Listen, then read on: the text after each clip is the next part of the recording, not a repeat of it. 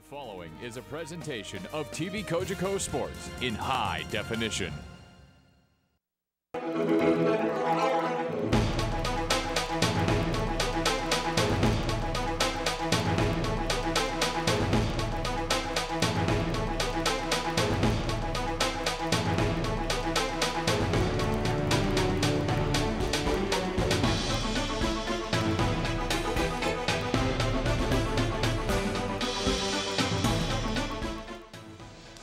Good evening and welcome everyone. We're here live at the Duncan McDonald Memorial Arena where we've got some playoff action for the Ontario Junior Hockey League. It's round one, game one. I'm Josh Burton. I'm joined here by Brock Oman, who's going to be doing our play-by-play, and he's our expert on the OJHL. And we have a great matchup tonight between the Trenton Goldehawks and the visiting Wellington Dukes. Brock, are you excited or what? Oh, for sure, Josh. It's going to be a good one tonight. Trenton and Wellington, they've always been a great Quinny rivalry for going way back now, but big difference between these two teams this season. Trenton and Wellington are separated by 28 points in the East Division. Trenton, of course, winning the East Division title. Wellington finishing in dead last, but anytime these two teams face each other, it's sure to be a competitive matchup, especially in the postseason. Yeah, East Division rivals, and this year Trenton definitely had the better of the final 5 games they played, taking the final 3, though they lost the first 2 to Wellington. And we know Trenton's got everyone's favorite player. He of the 53 goals in 50 games, Brady Whiffen. So this game has everything you could hope for. A great matchup between two rivals and a packed building. I'm excited. How about you? Oh, for sure. What more can you ask for, Josh? And of course, Brady Whiffen's going to be the big catalyst, as you mentioned, from the Trenton Goldehawks. 53 goals, 92 points, and with his main setup man alongside him running shotgun, Zach Deacon-Silas with 60 assists. It should be a lethal combination for the Dukes to handle. It definitely has been throughout the season. For sure, yeah. They got the starting lineups going on behind us. We're getting close to action time. And the atmosphere in here is getting loud. It's getting excited. You can hear the fans. They're into it. And why wouldn't they be? This is what they've been waiting for all year. Now the real season starts. It's playoff time. Trenton was the 2nd seed. Wellington down on number 7. So definitely got to think Trenton's got to be favored in this matchup. But I don't think Wellington's going to roll over and let them have their way with them. What do you think? Oh no, definitely not. The Dukes, again, 27 wins, 57 points. This is only the 3rd season since 1999 that they've had less than 30 wins this season. But of course, they got 2 big guns of their own in Campbellford native Joe McEwen and Belleville native Abacur Duckus, both combining for 107 points this season, 66 for McEwen and 61 for Gerduckus. And of course, they got Will Cook coming over from Port Stanley, actually coming from the BCHL. So should be an excellent line for Trenton to handle as well, and it should be a good series and a good game tonight. Well, we're just a couple minutes away from the start of the game. We're going to take a short break, and we'll be right back for OJHL action. Well, starting goalies right now, starting for the Wellington Dukes, we've got Daniel Potter. He split time alongside Olivier Lafreniere in net this season, but he's getting to start in the playoffs this year, so you got to expect that Wellington's he's going to be tested hard tonight, that's for sure. These Trenton Goldehawks know how to score. Indeed they do, Josh. Yeah, and starting in net for Trenton, Justin Keppelmaster, 6'2", American. Here's the opening face-off. Brock, take it away. For sure, as play is underway here in game 1 of round 1 of the 2015 OJHL playoffs, and it's Christian Lloyd starting out for the Goldehawks, and getting spun around a little bit there was number 88, Hunter Fargy. Now the Dukes will bring it back the other way. Here comes Jake Panetta, smoothly through center, lifts it in the backhand. Out of the net to leave it there for his D-man is Keppelmaster. Dropping off to Christian Lloyd now. He'll snap one off the skate of Fargy. Taken there and shot back in by Captain Joe McEwen. Josh and I mentioned him up off the top of the show. Will Cook hard in there in the forecheck. Flipped it right out in front. Gerduckus overskated it. And now the Goldehawks are going to lift it back out through the neutral zone. Knocked down there by the glove of Andrew Copeland. Fed ahead, McEwen drags, shoots right on. Keppelmaster the save. He'll launch out and smother it up in the slot area for the game's first whistle. Well, that's some good starting play there from the Dukes, that's for sure. Looks like Trenton looks a little scrambled. They're having a little problem with their defensive coverage in the zone there right away. They had 2 guys coming in who are open both times in the slot area there, so they're going to have to keep an eye on that. That's not a trend you want to start early. No, definitely not, especially when every single shot and every single play matters here in the postseason. 48 seconds in, The Dukes getting themselves some good chances early on. They got the first shot of the game. So the Goldehawks will lift it out again to center. Back there, chipped ahead by Judson and Gerdukas. They'll pitch and catch a little. Going across, Copeland now on the far side, flips it down just past Wayne Oliver. They'll go back to Chase, pitching across to Braden Helms, number 93. They'll go rink wide, missing Deacon Silas. Flipped ahead now, Judson can't quite get it to McEwen. Now Helms will pick it up at the red line and lift it in. Judson will give chase again. Way to Shaker Heights, Ohio. McEwen will send one through the middle now. Gerdukas leaves it off for Will Cook, the Port Stanley, Ontario native. Being shoved off it there by Matt Pizzo, and it's going to get caught in an offside. Well, not too much going on yet in this game. It looks like both teams are, I think they're maybe just testing the water, want to see what each one wants to throw at each other. No one wants to get caught too early yet. No, they sure don't. It's a tight battle. It's going to be a tight battle for sure. It's Roulette and Soper on the draw. Poked forward there. Pizzo slides across to Christian Lloyd. Lloyd going back, drops it behind him for Pizzo. He'll snap one near side, missing Christian D. Felice, number 9 in white. Dukes now have full possession. Brody Morris fired the head off the stick. Out of the net is Kapelmaster. Leave it for Lloyd, but Lloyd missed it. Now the Dukes can steal away. Luke Brown waiting, dragging, shooting right on short side. Gets stopped made there by Kapelmaster. Zano in there fighting for it. Helped there by Brown, got rocked by number 13, Lauren Roulette. Josh, I mentioned pre-game how Lauren Roulette can really throw the body. Again, leading his team with 167 penalty minutes, 84 more than the next closest player. There's another big time crank there from Roulette on Brown. It's okay now dragging the shoot. That's going to get it off the skate and it's wide in the corner. Roulette picks it up now with one-handed pass Jake Panetta, but Jake Covington's back to cover for him. Going on the near side, stopped there by Luke Hinchenberg, the Toronto native. He goes across to Braden Nazelstein, but puts just wide of Daniel Potter on the blocking side. Nick Santoro gets a rub in there. Down in the near corner. Long shot from the point. It's missing wide. Duke's trying to push it out of the zone. And eventually the puck will squirt loose to Hetherington, who will put it to the middle. Just avoiding a big-time organized check there with Nick DeVito. Swept back in now. Hetherington will go up against number 21, Michael Siddall. Siddall tried to take a run at him, but just missed him. Now dangling on his own blue line, DeVito with a couple nice spin around moves. Dumped in, Kapelmaster on the net, Brandon Kosick in there hard to forecheck, but it's going to be cleared out of harm's way. Griffin in the middle. It's going to be sent in by Liam Morgan, and off he goes for a change. Dukes look to try and fire things up on the breakout. Copeland looks up ice, or rather that was Judson now ahead to West St. Amand. In the middle for McCarty. McCarty on the backhand going over the goal, and Kapelmaster makes the stop. It's Sabrika got a whack in on number 33 between the pipes for Trenton. As Sabrika had a few words for Brady Griffin there at the end of that play. I'm sure he did have a couple words for him there. Something in there you might not have caught. Marco Azzano on the Wellington Dukes, he came by and he tripped the Trenton Goldehawks players. He was going back to the bench. I didn't catch who it was. He was just down behind, right by his bench there. But keep an eye out. See if anyone on the team noticed that if they look to target Azzano later on. Yep, that's just all within this Trenton-Wellington rivalry for sure, Josh. The puck will come behind the net, and Trenton will try and move it out. Christian Lloyd has his man coming through as Hunter Fargy, but the pass went in behind him. And that's going to end up going for an icing. 3-1 the shots in favor of the Dukes in this first period. Looks like Trenton's having a bit of trouble with their breakout, wouldn't you say there, Brock? They haven't really been able to move the puck very quickly through the neutral zone. They've had a little bit of problems, whereas I think Wellington's looked pretty good actually so far in that category. Yeah, and that's normally been a very big strength of Trenton's game this season is their breakout play. They can move the puck so quickly and efficiently. Here's Cook now with a high shot deflected over top of the Trenton net, and Lloyd will pick it back up. He is Trenton's power play quarterback. We'll mention him a bit later on. That puck's going to go down for icing again, and Trenton still hasn't gotten into the flow of the game really yet, Josh. No, they can't get out. Now they can't get out of their own end either. They've looked scattered in their own zone. They've had a hard time moving the puck up ice, and now they keep icing it.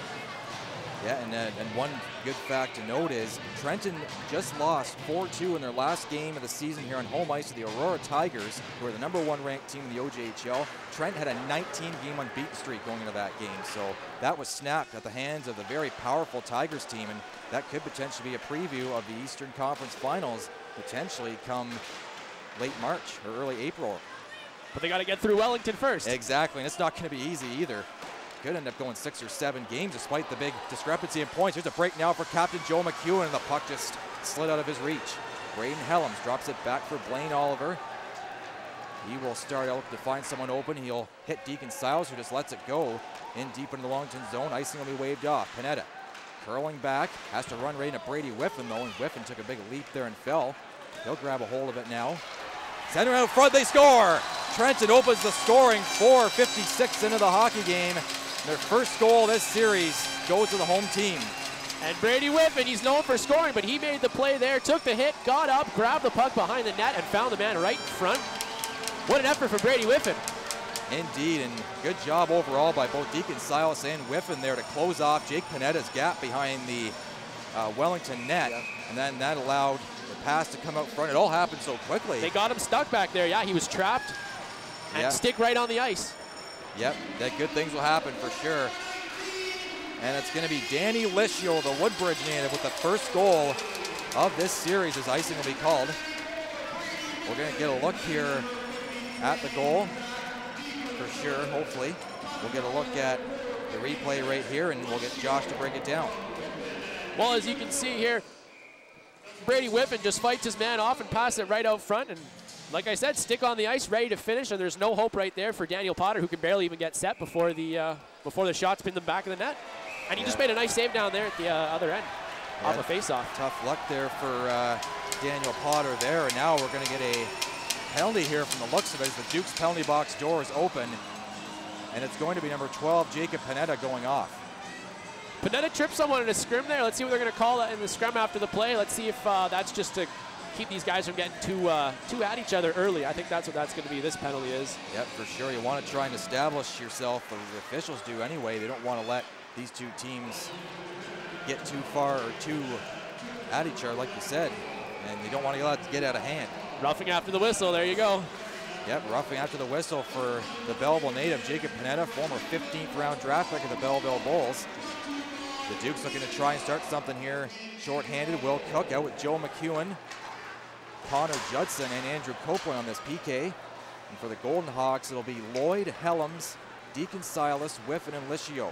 The last scoring line out there for the Goldehawks on the power play. Here's Whiffen charging through center, gets in across Wellington territory. Leaving it off for Helms, he'll send it down low into the near corner. Deacon Silas chasing it down, hacked at there. Down on the far boards, they're still jamming away, back up top to Lloyd.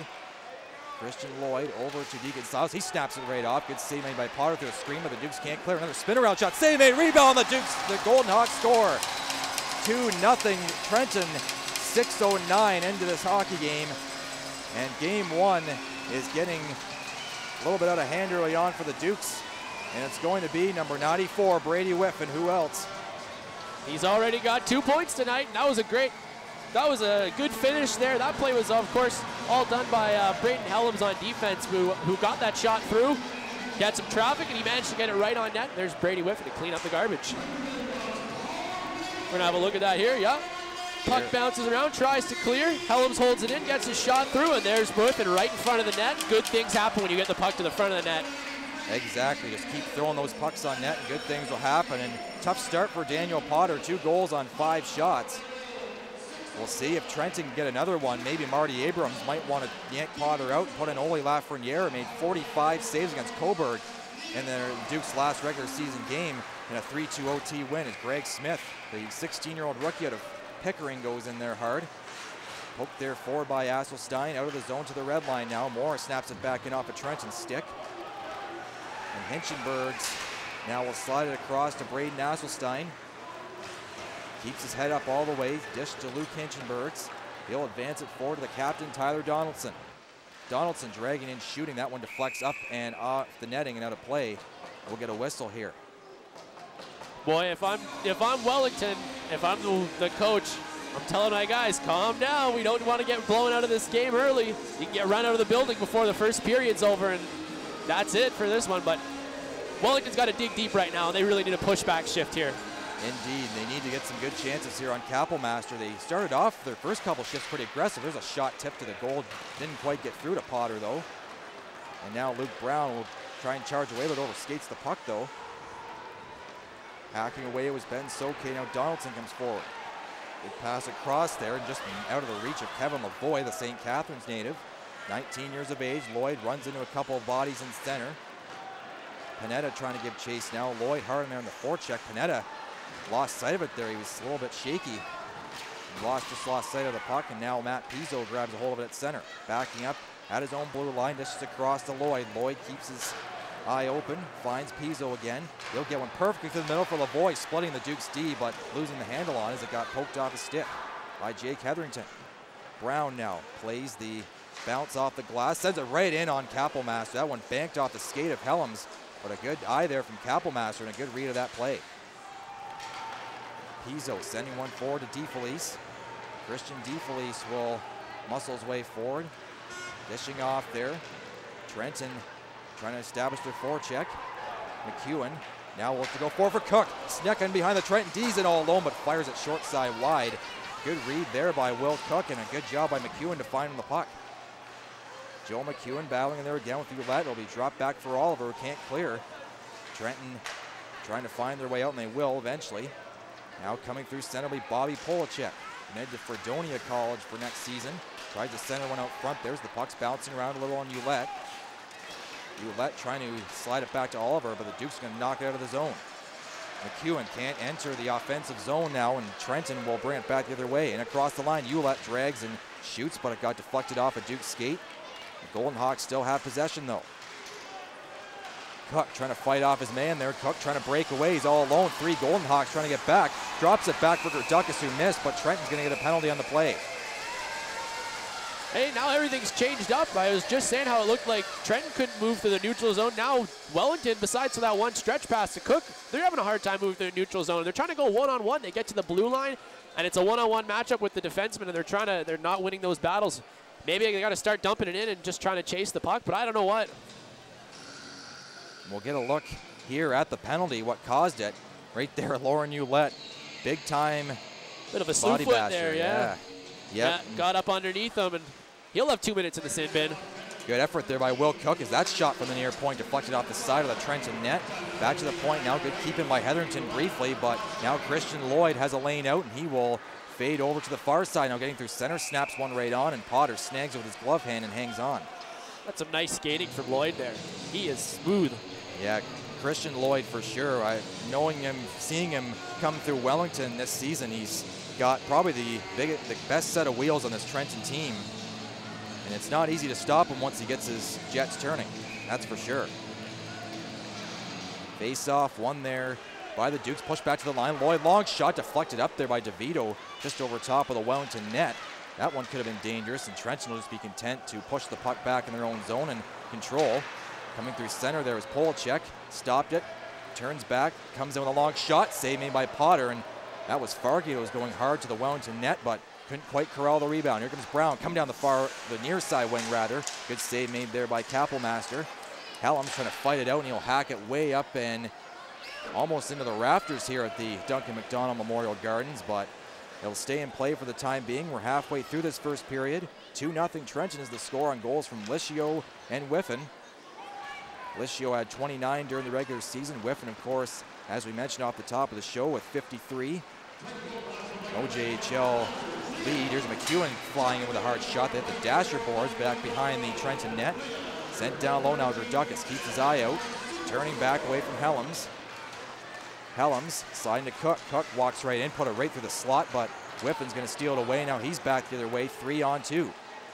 Trenton, despite having the PK, they have the numbers coming through the middle there, and Potter almost got caught going the wrong way there.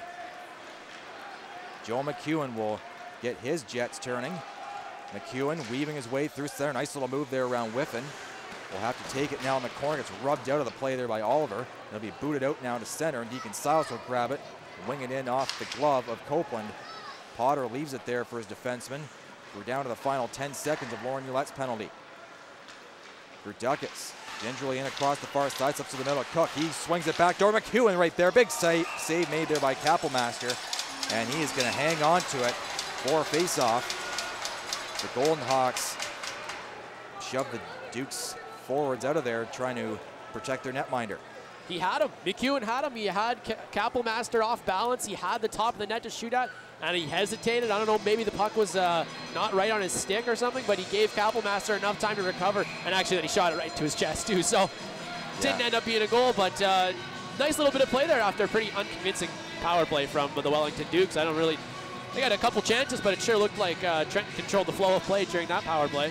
Yep, and the Goldehawks are finding their feet now and playing really well here against the Wellington Dukes. Looking to try and boost their lead up here. They're leading 2-0 right now. So it'll be Saprika, McCarty, and St. Amand out for the Dukes to go against Siddall, DeFelice, and Polacek, but now Polacek's going to head back to the Trenton bench, as will Siddall. So it'll be Siddall actually going off, Polacek coming back on, Lauren Ouellette coming up to center against Saprika. He'll now get kicked out of the draw for being late, so DeFelice will step right in, and he will kick the puck back. Lloyd, though, backed up, so now the Dukes are going to take full possession. Hetherington swings one across. High shot, floating wide, nice little ricochet off the end boards. I think Panetta was trying for a little bit of a ricochet play there off the end boards, but did fool Kapellmaster. The Dukes will try and find their way out of the zone.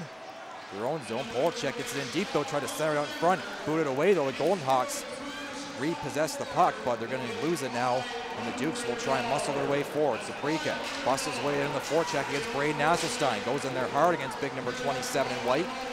Taken there by St. Amand now. He'll try and wrestle through 3 white sweaters. It'll be poked forward now and gloved down by DeFelice. Christian DeFelice weaving his way in. Let it go, and Potter will just smother it up, taking it in his crease with 8 minutes to go here in this first frame. And he gave him a little snow shower too. Yep, Potter, as we mentioned before the show, he can get really fired up when guys get too many guys get in his crease too close. And I'm sure those 2 early goals where they were both a man right in front of the net and just weren't picked up, I'm sure he can't be happy about that. No goalie likes to see that at all. That's got to be pretty frustrating. No, not at all. And the 18-year-old Potter, native of Lebanon, Connecticut, former Blind River Beaver in the OJHL. There's a long shot from the near side point, and that one was a floater from Christian Lloyd, but Potter handled it nicely anyway, and he'll hang on for a draw. Yeah, we have an All-American goaltending matchup tonight. Both goalies from the United States. Yep, Kapellmaster from Coral Springs, Florida. He had a 1995 birthday. He could potentially return to the Goldehawks as an overage candidate next season. And in the OJHL, it's a little different from the OHL in that you can have as many OAs as you want, where in the OHL you can only have 3, and there's a big windmill glove save made there by Potter right off the draw.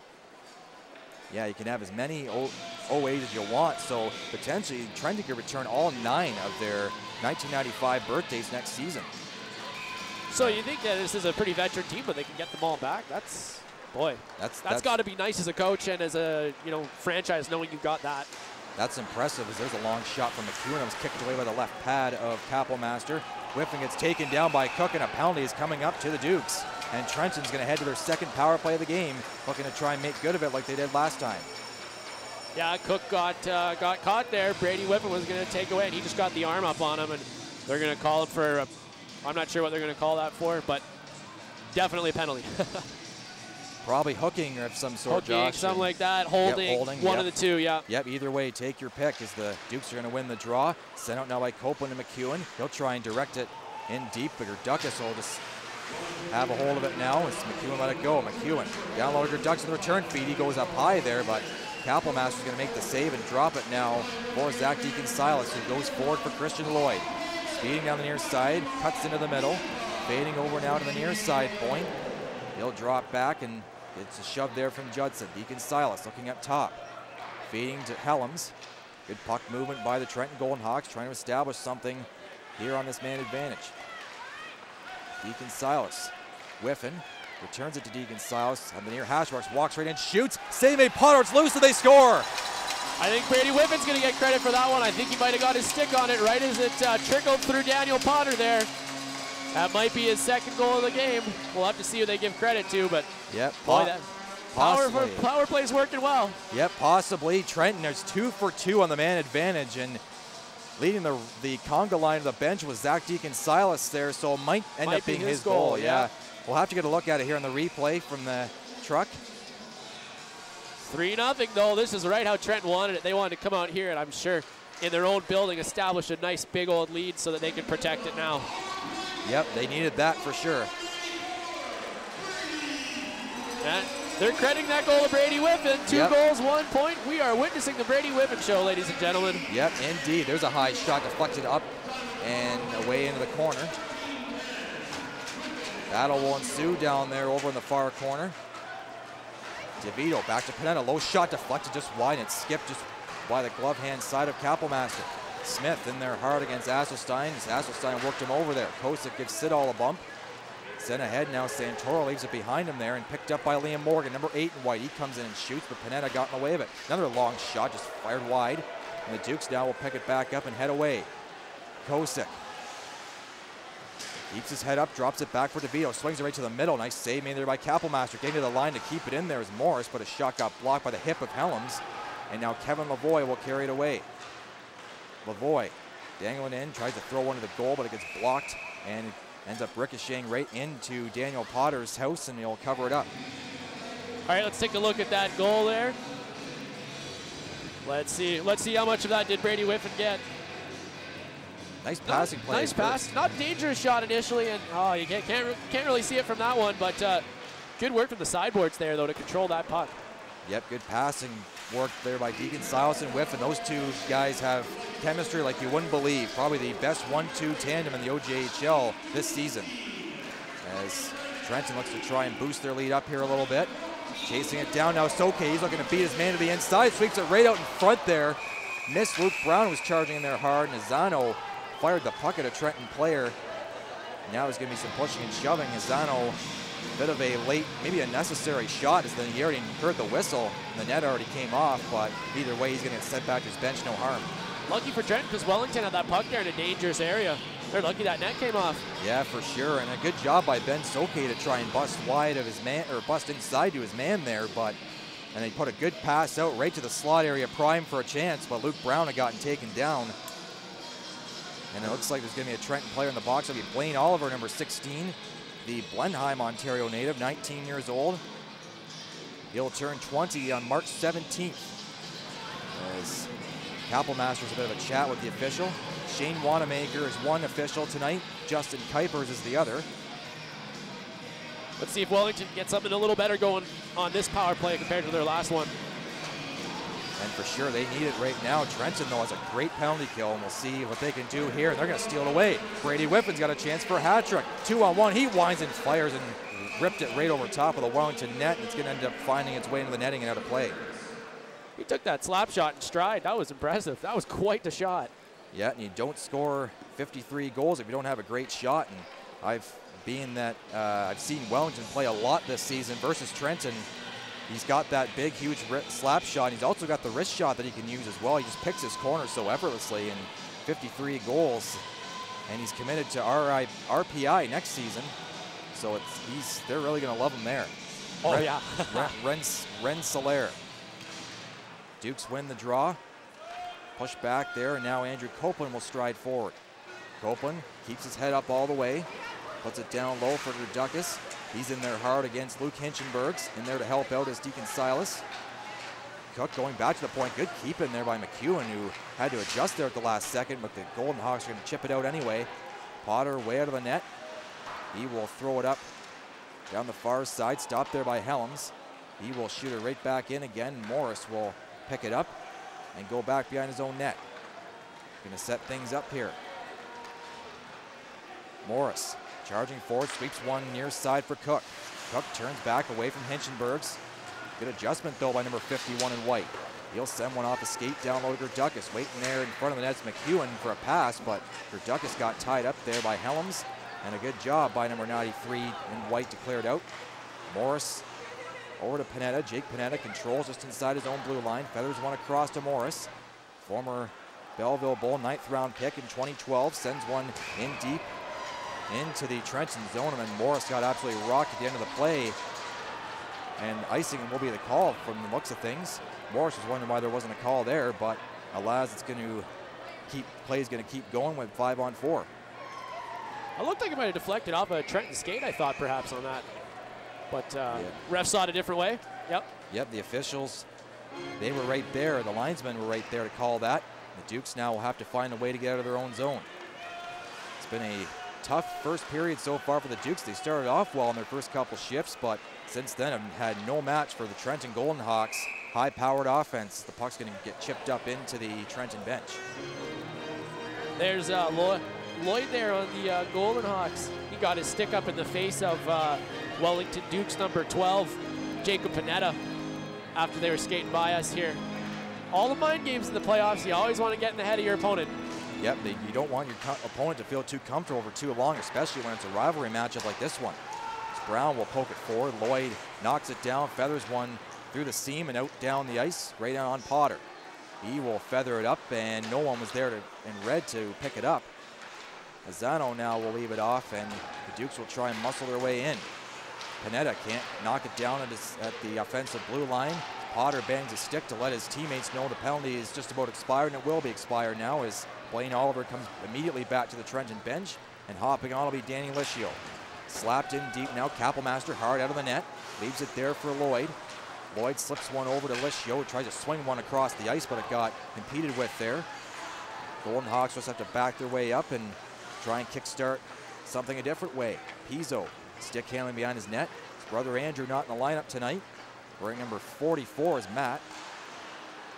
He'll have to go back to get the cleared out puck and shot back in. Hetherington will go to retrieve it. Donaldson in there to forecheck. Lischio battling away in there. He'll come loose now for Lavoie. He'll get it down low to Donaldson. He'll look up, drop it back there. No one quite ready for it. It'll be sent down the length of the ice by the Dukes almost. Hinchenberg's knocked it down. Cross now to Braden Asselstein. It'll be chipped in deep now into the Wellington zone. Donaldson going to close in there on Morris. Corbyville native in there hard against the Trenton native. This is the only Trenton native on this team is Tyler Donaldson, the captain. 20 years old. Good cycle work going on here by the Goldehawks. Lavoie is in there hard now to fight against Josh Saprico, goes down. Goldehawks continue to try and muscle their way past the Dukes, who are showing their physicality here right now as Hinchenberg will lob it in deep into the far corner. Morris is back to retrieve it. He will keep the puck within his grasp and slide it ahead. Hooked off the far side boards. McCarty taps it forward, and it's picked up by Saprico. Helms, he had Helms on him all the way. Now it's going to get chipped out by Siddall. Back into his own zone is Judson. Feathered forward now. Saprico tried to get a hold of it. Helms knocks it down and advanced it to Liam Morgan, who slid it in. Not very far though. Two Goldehawks trying to close in on the lone Duke there, and now the Dukes are going to end up icing the puck. Minute 20 left to go. You know, maybe Wellington can get a little something going on. You want to get some positive momentum going into the break, because I can bet they're going to be getting an earful from their coach at the intermission. Or silence, one of the two, either nothing or a lot. I would think that they need a little collective kick to get them going. Yeah, and the players, if you talk to some of them almost say they hate the silence. They don't like the silence as much as they don't like being yelled at. So that's could end up being what Marty Abrams might go with. But Marty's a fiery guy. Having seen him quite a few times in Wellington, he can really fire his team up. There's a chance in front there for Alessio, and he puts it off the post there. He'll get the puck back, though. Instead, he'll just wing it behind for Whiffen. Whiffen has two already, looking for another one. The Dukes will chop the puck down the length of the ice. It's not going to have enough legs to get there to the end line. Helms will try and lift it past Cook, and he will. Sent out now back inside the Wellington zone. Trying to find their way out there. Lloyd's going to stop it up with a skate, though, and lift it back in the backhand, high. And it's going to be picked up there by Panetta, who will curl out. Less than coming upon 20 seconds to go now. Cook can't quite get a hold of it there as DeFelice almost went down his own blue line. Here's Cook weaving in now with it, trying to beat Lloyd. He'll spin and shoot, putting it right to the goal, and Kappelmaster just got a stick on it there at the last second. Their duck is now being held up by Pizzo. Ulight in there to help out now and offers some assistance as well as Christian Lloyd.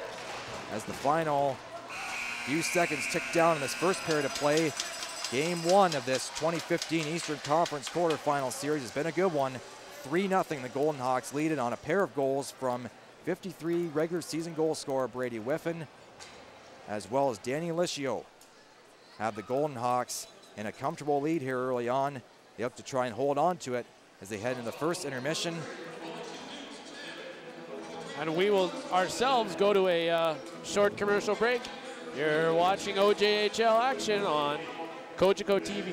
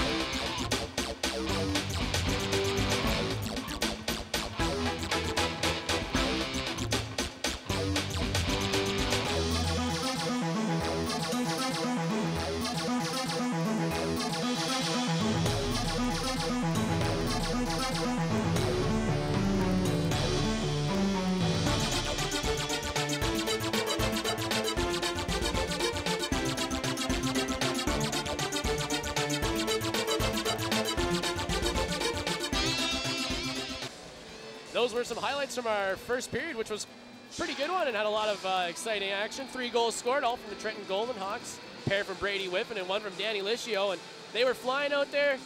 Wellington started out strong, but then really faded as the period went on. We're going to have to see if they can get a little bit back into this game. What are you looking for from the second there, Brock? Well, I'm thinking the Dukes should be fired up in this coming into the second period, because Marty Abrams obviously has had a lot of stuff to say to his team and trying to make things happen here in this second period of play. In Trenton, meanwhile, Jerome DuPont is probably telling his club just to keep doing what you're doing, don't change a thing. The face-off is gone and it's underway here in this second period. McCarty will slide it back to the Trenton blue line. Lloyd sweeping across, keeping his eye. There's Pizzo. It's picked off though by McCarty. Good job there by McCarty coming in with a shot, but it's going to get blocked by the stick of Lloyd. Grabbed there by Tyler Donaldson. Charges up forward through the middle of the ice. Crossing there with Fargy. Comes in with a low shot, misses the net wide, comes right back out, but a good sweep of the stick there by Potter, using his big, long 6'4" reach to knock that disc away. Long shot there. Kappelmaster with a save, couldn't handle it though. Now the puck will come out behind the net. Trenton trying to fight their way out. Good job though by Saprika on that forecheck.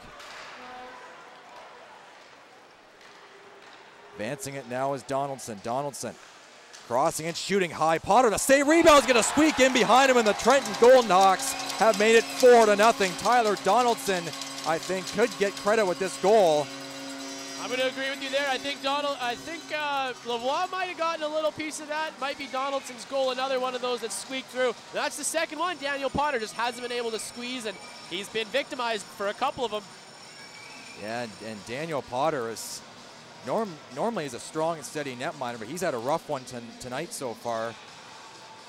4 goals in the first 21 minutes of this game. 21 minutes, yep, first period and a bit. Not a good night for Daniel Potter, that's for sure. We'll see, no indeed, we'll see if he can bounce back, and it will be Donaldson's goal. Blaine Oliver is going to pick up the first assist. And that'll be the only assist of the scoring play. Here's a steal now in front, and the Dukes score. A giveaway by the Goldehawks, and hopping all over that chance was Joe McEwen, Captain Duke, and he makes it 4-1, cutting the deficit right back to 3 again. Talk about answering. 22 seconds later, what do you know? Wellington comes right back and scores one of their own, and that's what they needed. right back in this game. Well, down 3, but definitely a confidence booster for sure. And Joe McEwen had 29 goals in the season. He's got yet another one. Nice little steal there. Good awareness by McEwen. We'll get a look at it here on the replay. Chasing it back was Braden Helms, and you see him with his head up all the way, watching for potential forecheckers, and right there, Abaker Duckus with a great job to put some fear into Helms and cause the turnover. Good stick on too, and he just forced it away, yeah. Polachek coming in now down the near side of the shot. That's going to get blocked right away by Potter. Taken now. Lloyd drops down low. Polachek return feed there looking for Lloyd, but the pass just missed his right skate, and it'll go all the way back down inside the Trenton zone. Pizzo trying to handle that bouncing puck, flips it around. Far side cut off there by Brown. He'll send one in behind the Trenton net, comes all the way back to Copeland at the near point, sending one high off the end glass. It's jammed loose though. Kapelmaster again looking a little bit shaky on that play, couldn't quite handle it, but now Trenton's going to end up icing the puck here as Copeland and Polachek went hard in there on that loose rubber. Yeah, I think we said it earlier. I believe I mentioned that I thought Kapelmaster looked a little bit rough in that first period, even though he didn't lose one and didn't stop one there. And he still looks shaky. He looks like he's fighting the puck a little bit. I hate to say it, but definitely not. Either of these goalies have been too sharp yet. We've got 5 goals already. Yeah, and both are big goalies too. 6'2", 200 pounds is Kapelmaster. 6'4", 214 is Daniel Potter. As the Dukes are in there on the offensive attack. High shot there is going to be stopped by Kapelmaster. Hit him high in the chest. That was McEwen that fired that one right on. There's his size coming into play there. He's big enough to come across and cut the angle. Potter's done the same thing. They're good at that. They're really good at closing off the side of the net because of their size. Yep, and size is always an advantage when you're a goaltender. It's the Goldehawks to try and break away. Here's DeFelice losing the handle on it there. Nice little feed to McEwen, and he just avoided a big, huge collision with Ouellette, forcing a 2-on-1. There's a high shot from Cook, and that's going to get knocked up into the netting by Kapelmaster. And Hetherington had a few pleasantries there with Ouellette at the end of that play. That would have been a nice hit if that had materialized there. We would have been looking at that one again, I'm sure. Yeah, Lauren Ouellette, as we've mentioned countless times already, he can really throw the body and throw it well. And yeah, again, he's aggressive, almost to the point of being too aggressive, but again, he can play the game as well, no doubt. As Morris will put it right into a man, and now away come the Goldehawks. Losing the handle on it though is Liam Morgan, the 16-year-old. Good attempt there, but on the nice block on Morris's shot. Smith will now dodge a check. Greg Smith weaving his way in, tried to send one to the goal, but it's going to get blocked. And now the Goldehawks are back the other way with it. Falling down is behind there and throwing it behind his back was Michael Siddall, who doesn't have a stick. He'll have to go back and retrieve it. Falco will dodge a check there from Nick Santoro, number 71 in white. Kosick has a head of steam up through center. DeVito got the drop pass there, and his high shot was easily handled by Kapelmaster. Trenton starting the breakout, charging forward to Siddall. He'll wing it down into the near corner, just below our broadcast booth, and Morris will chip it out. Goldehawks have possession of it. Donaldson can't quite receive the pass though, and now Siddall will try and muscle his way past DeVito. Hacks it near side. Morris gives chase to it, picks it up, and looks to hit Greg Smith in full flight, but it was just out of his reach. Now the Goldehawks will send it back the other way, and that'll go for icing. Donaldson couldn't quite catch up to it. I've actually been surprised at the lack of physicality so far this game. We both thought pregame that this was going to be quite the intense battle between two heated rivals. I'm not saying they haven't been into it, but you haven't really seen any much big hits and not a lot of grinding around going down in the corners yet either. Nope, there's been a lot of free play in the middle of the ice. And that's good to see in the playoffs for sure. You want to see that free-flowing style.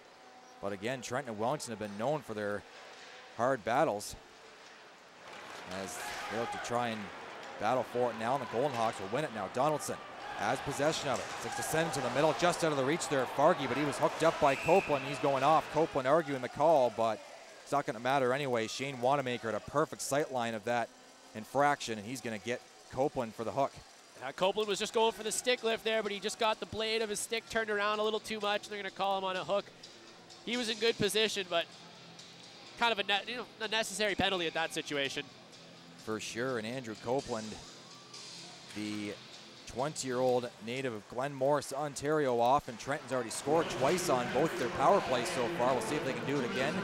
Joe McEwen will have an answer to that, though. He'll come back the other way. Nice little drag move, weaving his way in there, but he lost the grip on the puck. Christian Lloyd will chuck him off it there. Now McEwen gets the steal and a good poke check there by Kappelmaster. Good use of an active stick there from the goaltender. Here's a chance now. McEwen in the slot, shooting right on. Kappelmaster comes up to make the save and gets jabbed at a little bit there. And now Kappelmaster came right out of his crease to have a chat with Will Cook. You know he's not happy when. Forget everything I said about this guy looking shaky. That was a great save. Like positioning, reading the play, everything. You saw him. He was outside right at the top of the blue paint. Wow. Great save. Let's have another look at that one. Yep, there's the dump in right there. Yeah. Loses the puck, comes right out in front of the net, and they score. Yep, that was actually the goal from Joe McEwen there earlier, but a nice save by Kappelmaster, sliding right out to the top of his crease when McEwen was left all alone on that shorthanded opportunity. See if the Goldehawks can try and find their way out of the zone again. They will. 30 seconds, or 40 seconds rather, gone down this power play as Lloyd takes a stumble, sends it down low for Lischio. He'll let it go for Deacon Silas. Lischio gets it back again, put it back through the seam. Lloyd with a diving effort there, but he just missed. It was just out of his reach. Kappelmaster, though, coming out as a third defenseman there and firing it up ahead. Deacon Silas dropping off for Lischio, spinning at the far half wall, loses it to Hetherington, and he'll send it all the way down the length of the ice, back in deep in the Trenton zone. The Goldehawks will try and see if they can get something going. 50 seconds to go, and Andrew Copeland's hooking penalty. Starting out down the far side is Donaldson. Speedy, shifty captain, nice feed in the middle for Farkey. His backhand try was impeded with, though. Donaldson now trying to wrestle his way off Gerdukis, leaves it for Farkey. They'll let it go for Hewlett. Down low, Donaldson gets himself twisted around a little bit. They'll fight for it now. Sent back to the line, and Hewlett tried to put his free hand down, but didn't quite get it down low enough to keep it in the zone. Pizzo back inside his defensive zone, being pressured there. Both McEwen and Cook in there hard in the forecheck. And they'll force a giveaway, and Panetta will shoot it right back in off the turnover. They'll charge right back to the bench. Brody Morris comes on, and the Goldehawks now are down to 5 seconds left in Copeland's penalty. Here's a chance out. Donaldson with a high shot. Great glove save by Daniel Potter. Snagging one away, taking away Donaldson's potential second goal of the night. Nice little bit of leather flashing right there for Potter. He's got to like that one. He wasn't doing too well in the game, and nice save. Maybe that'll keep his spirits high. We'll get a replay of that. Big save there. Yep. Beautiful glove save there by Potter. Here's a chance right off the draw. Santoro fire one right in on his chest, and that'll be hung on to as well. Another good save by Potter. Yep. Ready and in position right off the face-off, as he should be. Yep, Potter's looks like he's focused now. 6:09 into this second period of play. 4-1, Trenton leads. A goal for each side. Long shot from Asselstein is stopped by Potter. Judson just dodged the check. St. Amand now moves it forward with Saprika. In the middle, losing the handle on it. He gets ridden off it. St. Amand going in there hard to face Luke Hinchenberg, and those two collide together. 4 bodies in there to fight for possession. Good job by Liam Morgan now to win the puck back for his team, and he'll give and go with Siddall. Big collision there between Santoro and Siddall at the offensive blue line, with Liam Morgan going in all alone, and we're going to take a look at it here on the replay. Well, what do you know, ready? The biggest hit of the game, and it's, one player on another player. It's actually a little bit of grinding here in the corner there too, but yeah, I think the Trenton Goldehawks maybe should start focusing on hitting some Wellington Dukes, wouldn't you say? For sure, and they got to try and instill some fear here into Wellington. They got the 3-goal lead, Trenton does. They actually had a 4-goal lead as early as a minute into this second period, but they got to keep it going. They can't afford to rest in their laurels and let Wellington claw their way back into this game. And I've liked what I've seen from Wellington since their goal. Like, they killed off the penalty. They have had a little bit of good puck possession, and that goal, you can tell, like, it definitely got them back into this game, and they're ready for this. I'd like to see what Wellington does for the rest of this period. I think right now this is a big shift right here. McEwen in on the draw against Zach Deacon Silas. 19 against 53, and it'll be won by McEwen, who pushes it forward for Cook. He'll charge ahead with it.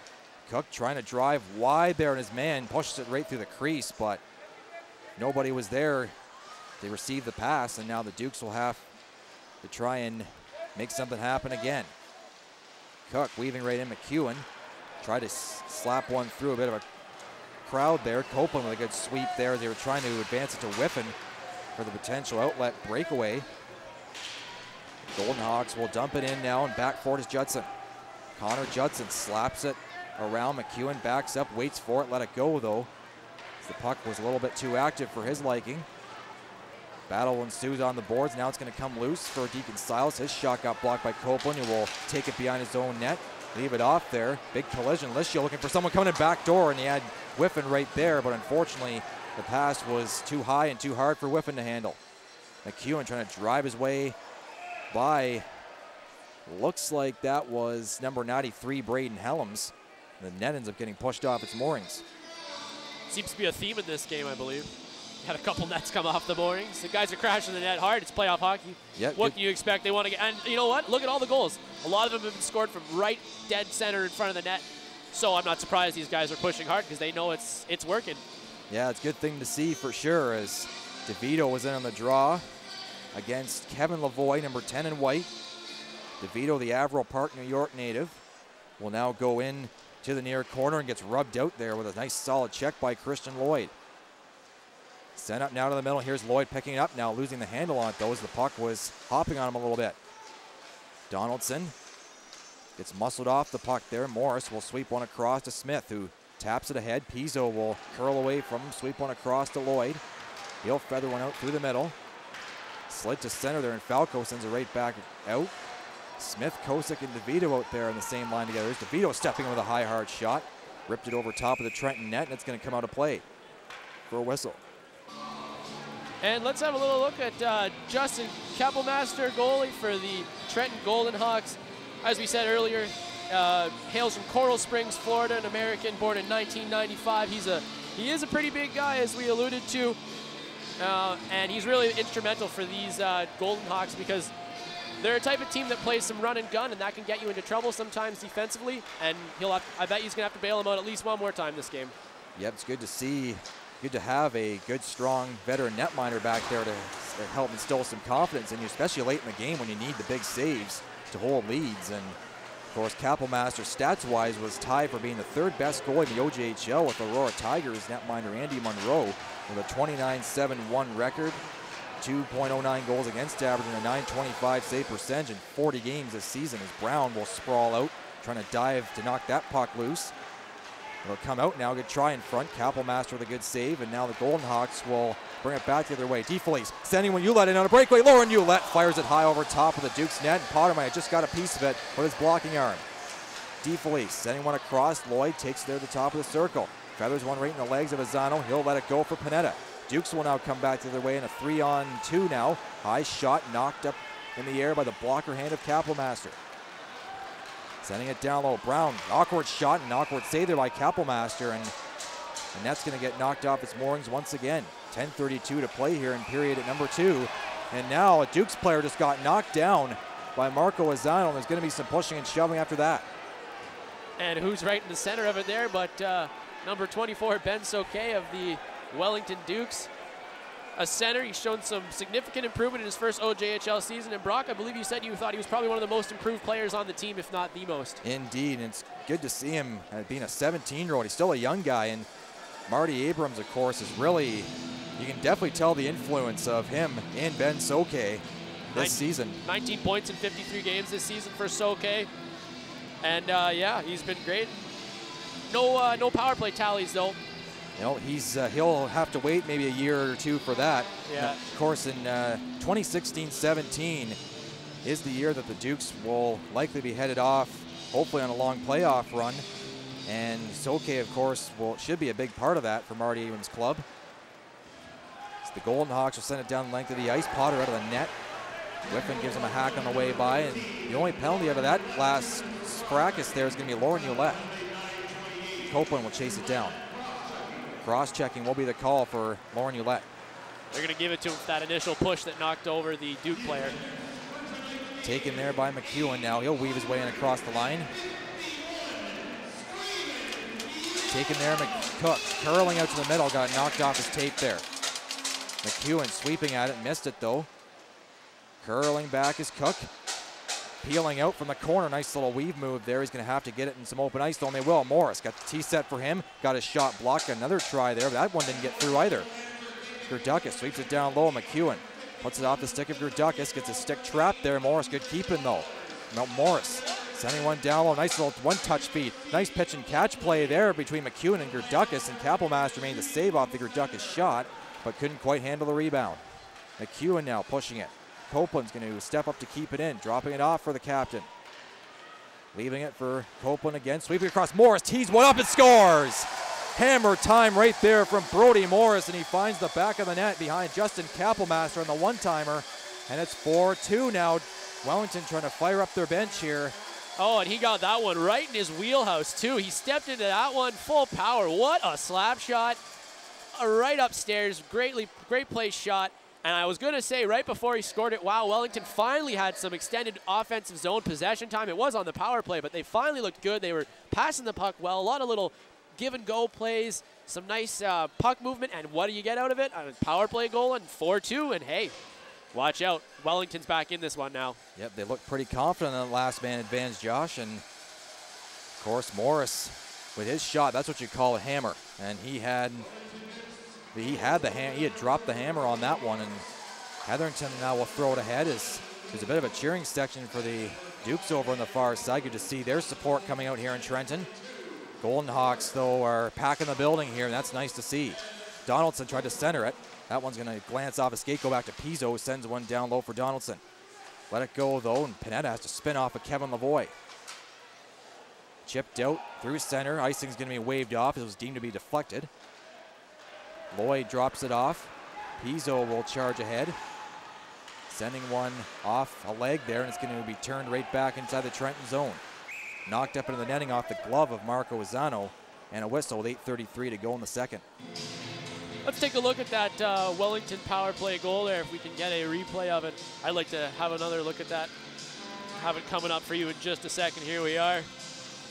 And this all comes off of good puck movement by the Wellington Dukes, and right over to one-timer into the top portion of the net.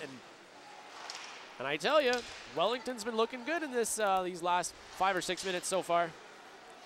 And Brody Morris, Belleville Bull, as I mentioned, he's split time, or he actually split time last year and this year with the Bulls and the Dukes.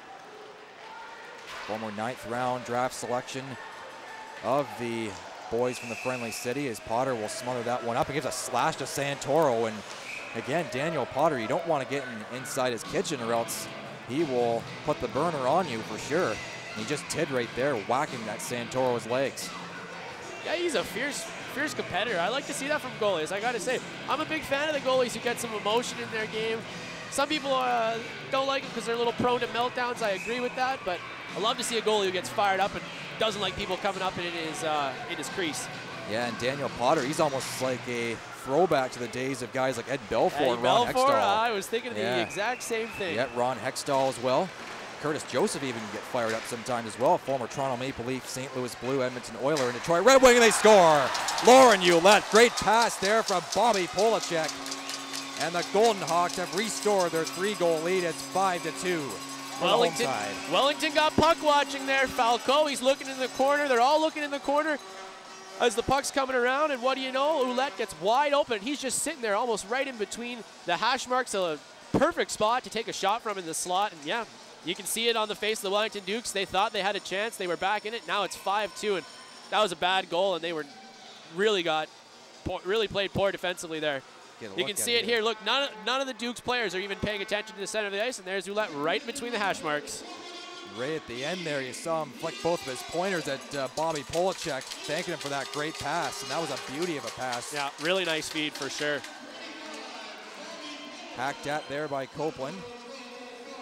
He will drop it off for Connor Judson. Advancing it forward, Cook will shovel it along for Gerdukas. He's got McEwen coming to the middle, tried to slip one over there, but didn't quite work.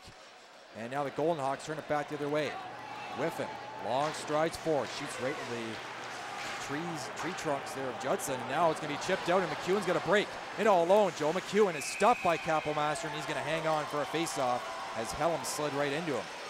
He had a little bit of room top shelf there, but didn't quite get it, didn't elevate it enough. Let's watch that goal again from a reverse angle. As you can see, look at that. Not one Wellington player even looked at him. It's as if they didn't have a clue that he was sitting right in the most dangerous spot of the ice. Yeah, and that's dangerous when you leave a guy like that all wide open. You got to have better defensive zone coverage than that, especially when you're trailing. You can't be letting guys get wide open in there. Puck's going to get chipped down low in the near corner. It'll be lifted up right near the benches. Two benches on the same side of the ice. Pineda takes it back, curls behind the Trenton net now, or the Wellington net rather. Now Trenton will grab a hold of it again. Lavoie. He's going to get hit high there by Hetherington, and looks like there's going to be no call coming from Shane Wanamaker nor Justin Kuipers, as Kosick will weave his way in, trying to split the D there, but didn't quite materialize for him there. Smith ducks a check. It'll be picked up now by Farke, who almost took a stumble and will now lob it ahead. And that's going to end up going too far for icing out of the reach of captain Tyler Donaldson, who's got a goal tonight. I'm not sure that was the smartest option to go for the home run there. It wasn't even like Donaldson really had much space. He had a guy right on him. Might have been better just to go for the regular breakout there. Get a look at Daniel Potter there for the Dukes. Yeah, he didn't start all the games for the Dukes this year. He was kind of their secondary starter of the two, but they must have had enough faith to go with him in this playoff game. Hasn't gone so well for him so far, but can't blame him when all those goals are from right in front of the net. There's a shot right on from Mazzano off the rush, gets stopped made there by Kappelmaster, and there's going to be some more pleasantries exchanged. Big congregation right in front of the Trenton goal, and right in the middle of that again was Jake Pineda. I guess Kappelmaster must have been listening to me because he settled right down. He doesn't look shaky at all. And now he's sound positionally, watching the puck real well. You know what it was? I think it was that big save earlier that I can't remember who it was on, but when he came right up to the top of his crease and challenged him, that got him into this game. Yep, he's done quite well. He's made 19 saves on 20 saves rather on 22 shots. He just made his 20th on that last sequence. Kappelmaster, the last goal he allowed was from Brody Morrison. It was a tough one. It was a blast. There's a shot right on from Mazzano again, and a nice stop made by Kappelmaster. Great steal at the blue line there by the Curtis native Marco Mazzano. Yeah, he's got to be happy there that the goalie bailed him out after that bad turnover. Kappelmaster helping out his teammates as a good goalie should. Yep, that's what you need right there, especially seeing as Trenton, as you mentioned before, has such a high-powered offense. 268 goals led the OJHL this season. So the puck will come down low. Gerdukas trying to fight off his man there. It'll come loose, and the Goldehawks will put it into the center ice area. It's going to be hacked away, though, by Copeland. Whiffing in there hard on the forecheck against Judson. Copeland will chip it off the glass and out. Taken there by Helms. He'll turn back, put it right up into the mitt of McEwen. Puck will squirt loose now, and Brady Whiffen trying to bust his way through for the hat trick. McEwen then runs hard into Helms there. Their two helmets collided. And that's not too comfortable when you take a head knock like those two guys just did. Cook slapping it in low. Kappelmaster can't slow it down. Knocked down at the blue line there by Copeland. Whiffen will get the puck advanced to him. He'll weave it back to Deacon Siles. Dragging down the high slot. Liscio is going to get his shot blocked by Judson. The Dukes turn it back the other way on the odd man rush. Cook getting the drop feed, waiting and shooting it, deflected just wide. Another chance there for McEwen, and a great right pad save by Justin Kappelmaster. Back the other way come the Goldehawks now. Leaving it there. Lloyd tried to return the feed to Santoro and just clicked off his stick and went a little bit wide. Good opportunity there for the Goldehawks. Cook weaving his way in, slid it down low. It's going to get knocked away there by Lloyd. He'll lift it to the line. Good keep in there by the Dukes. There's a big, huge collision there. Two Goldehawks collide with Falco, and then Falco gets hauled down with a trip, and a penalty is coming up to the Goldehawks with 4:29 to go in the middle frame. Yeah, well, Wellington's lucky because Trenton's basically seeming to get line rush after line rush at their own will. They've been having numbers all game when they've been coming out, and that was so close to being a goal there for Santoro. He just out of his reach, and that would have been in for sure. That was a great setup, too, as the Dukes will head to their fourth power play of the night. They're 1 for 3. They scored on their last man advantage, though. Brody Morris with an absolute howitzer to the top shelf on Justin Kappelmaster. We get a look here at a big collision there, and a good chance for Will Cook that came of that. Some nice stick handling there, too. Yep, Cook can really weave and dangle with the puck. 50 points in 38 games since coming over from the BCHL earlier this season.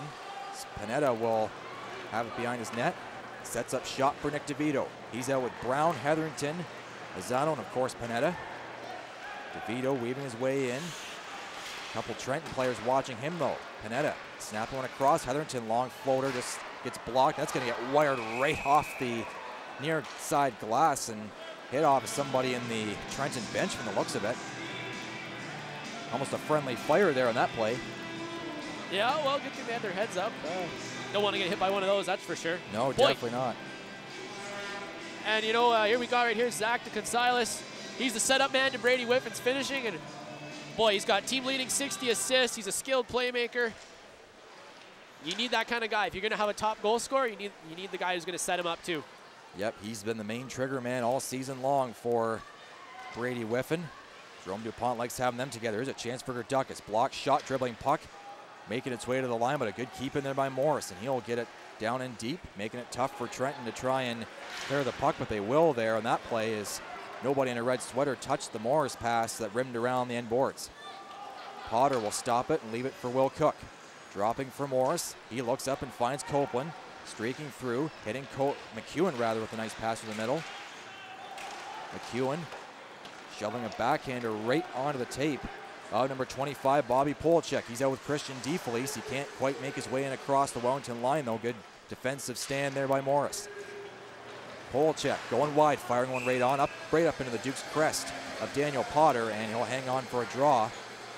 With 26 seconds remaining and the penalty to Nick Santoro. And while we got a moment, we'll remind you of a rally next Saturday that's being held at Trenton High for Trenton Memorial Hospital.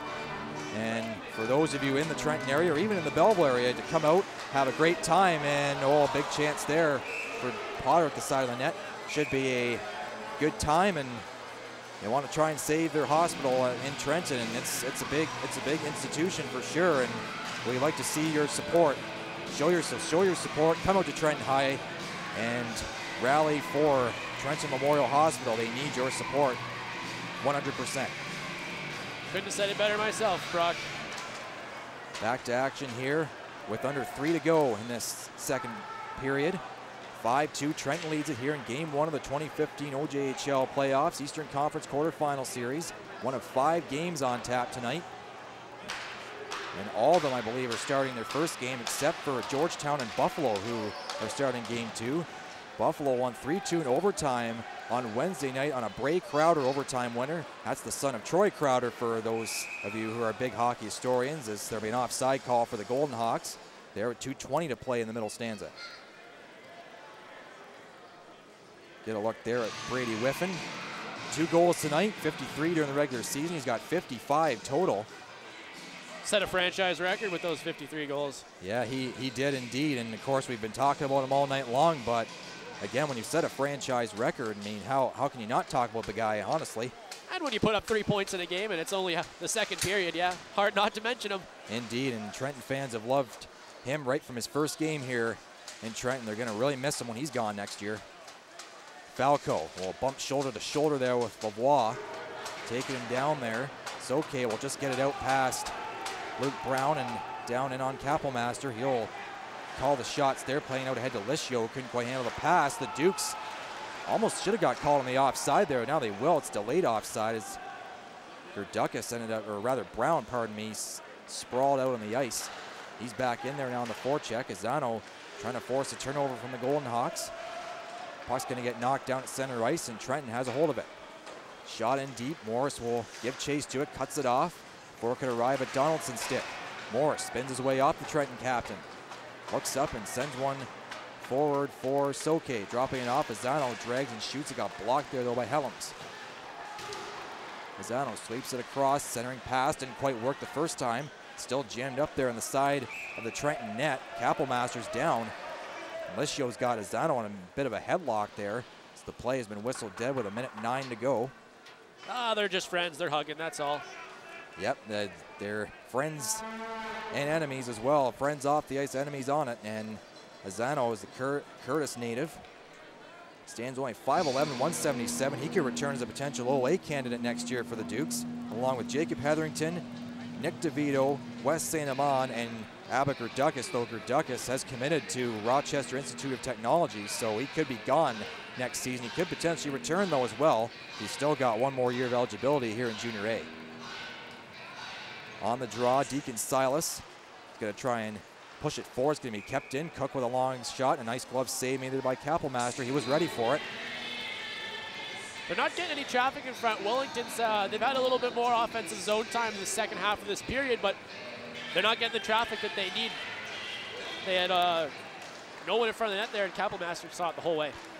Yeah, you definitely can see a lot there as the puck's going to go up into the penalty box. You can definitely see everything. You make easy saves when you see everything, but when you get at least one body in front of you, then you're going to have a tough time trying to hook your head around. Oh yeah, that shot comes at you so fast. You know, even if a guy crosses your vision, you lose track of it for a split second, and the puck position's moved. Yep, and it's tough to handle too when it gets you handcuffed a little bit as goaltender. As we're in the final minute here of the second frame. Fargy puts it out off a skate there of Judson. It was intended to go back to Blaine Oliver at the far point, but Oliver will trap that puck now. The Goldehawks away 2-on-1. Whiffen looking for the hat trick. Whiffen shoots, scores! Brady Whiffen with the hat trick. Let's see if Trenton wear those hats. I hope no one brought their favorite one to the game tonight, because they better be on the ice. Someone tried to throw a hat and it hit the screen. Brady Whiffen with the hat trick, leading the league with 53 goals. Boy, this kid's on fire tonight. I can't get enough of this guy. Yep. Brady Whiffen, ladies and gentlemen. Yep, there he is right there. You just got to look at him heading off the bench and almost called him a different name there. I was so excited for that goal, but 6-2, Trenton leads with 34.7 seconds left to go. McCarty will push it forward, and Trenton leading by 4 once again. Goldehawks will go forward. There's a chance out for Polacek. The icing is going to be waved off. Polacek wiped out on that play. Canada got it ahead to Saprika, who will cycle it around for St. Amand. West St. Amand throws it to the net. It's going to be knocked away there by Kapellmaster. Sent ahead to DeFleece, who just lets it slide underneath his stick. Swept ahead now. Panetta grabs it, and with 4.2 seconds left, there will be an offside play. Well, I think Trent can probably feel pretty confident now. 4-goal lead. They're going to take it to the intermission. They look like they've been playing well. Wellington, they're not playing terribly, but you can tell they're out. The skill level of Trenton's starting to get to them, and the speed, really the speed. Look at all those odd man rushes that Trenton's got. And as the second period comes to an end, Josh Saprika was being pushed on there by Lauren Ouellette, who's still having a few words with Saprika as they exchange some pretty nasty words that probably shouldn't be said on TV. 6-2, the Goldehawks lead it heading into the second intermission of game number 1 of this 2015 OJHL playoff season. As we'll head to a break here and come back to you with more action from the Duncan McDonald Memorial Gardens. You're watching the Quinte Sports Zone here on TV Cogeco in conjunction with Loyalist TV New Media.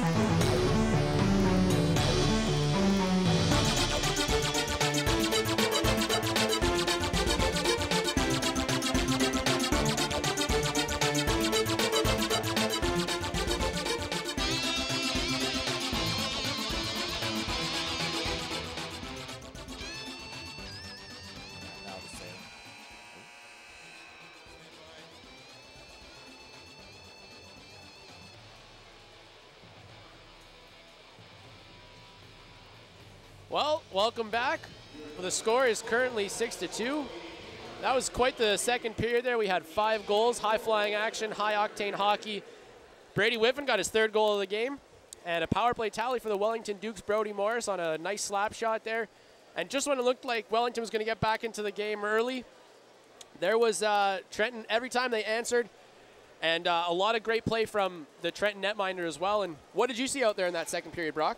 The Trenton Goldehawks definitely, after the Dukes got their first goal, they sort of backed off a little bit, but then they upped the ante again after Brody Morris hammered home his power play goal, and that seemed to sort of spark the Goldehawks again after they built up an early 4-0 lead.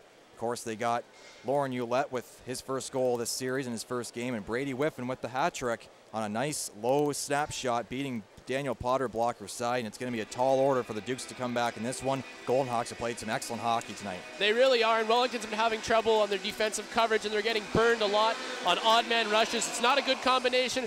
They're getting a little bit better on offense as the game has gone on, but yeah, Wellington's got to really dig deep this period if they want to have a hope of coming out of getting this game to overtime or potentially taking a win.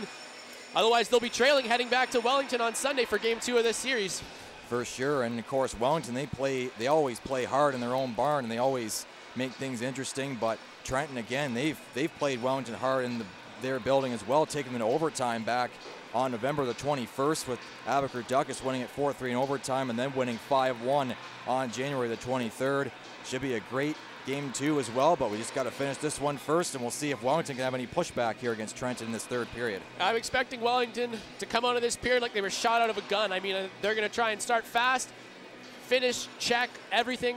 And if I'm Trenton, my goal is to keep that clock ticking and just keep the seconds coming off and make sure that you close this one out the right way. You don't want to blow a 6-2 lead in your own building in the opening game of the playoffs. That's not the way to start your postseason. No, especially not in the final 20 minutes here, Josh. And this is going to be some big-time hockey here for the Dukes. They're going to need to try and at least cut into the lead a little bit, or cut into their deficit rather, to try and get some momentum heading back home to their own friendly ice at the S-Rock Arena for game number 2 on Sunday afternoon. Meanwhile, we're underway here to start the 3rd period of game number 1 of this series inside the Duncan McDonald Memorial Gardens. Brock Armand here alongside Josh Burton as the Dukes will try and figure out a way to get out of the zone. Also, there's a stick that went flying. Jacob Heatherton centering pass out front, whacked away back to Pizzo with a high shot there that just floated wide of the Wellington goal. That near side post. Offside will be a call there with 38 seconds into period number 3. Well, there's another 40 seconds off, I guess, for every Trenton Goldehawks fan here in the building. Every 40 seconds is nice. Yep, indeed it is. And the Goldehawks, they're just going to be watching that clock tick down. Exactly. Dukes right now actually leading shots 26-21. The bit of a flurry there to start this 3rd period with the Goldehawks missing a couple good grade A opportunities. Deacon Silas wins the draw back to Braden Helms. He'll send one through the middle for Brady Whiffen, who's got a hat trick. High shot there, blockered away by Potter. Sent back in the backhand by Deacon Silas. Whiffen will shield away from his check. Send it in deep, centering pass out front there, and Potter's got the snag. Nice glove save there on that hard snapper from Danny Lischio.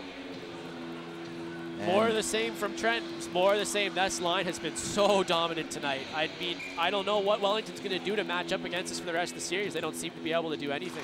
Yep, 92 points for Whiffen, 683 for Deacon Silas, and 65 for Lischio. That's your top line, and wow, that is some unbelievable production from Jerome DuPont's top line.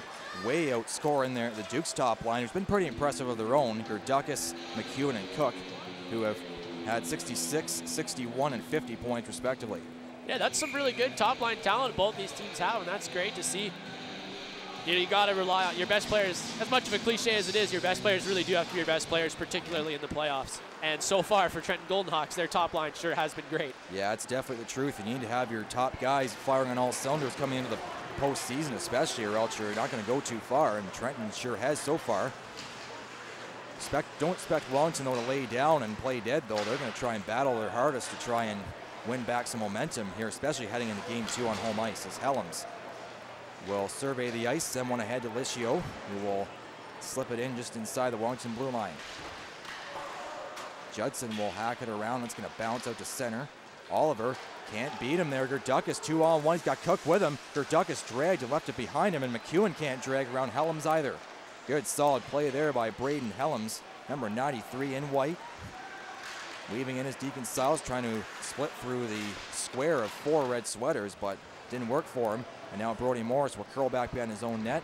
Now to gallop his way out, have his own end of the ice.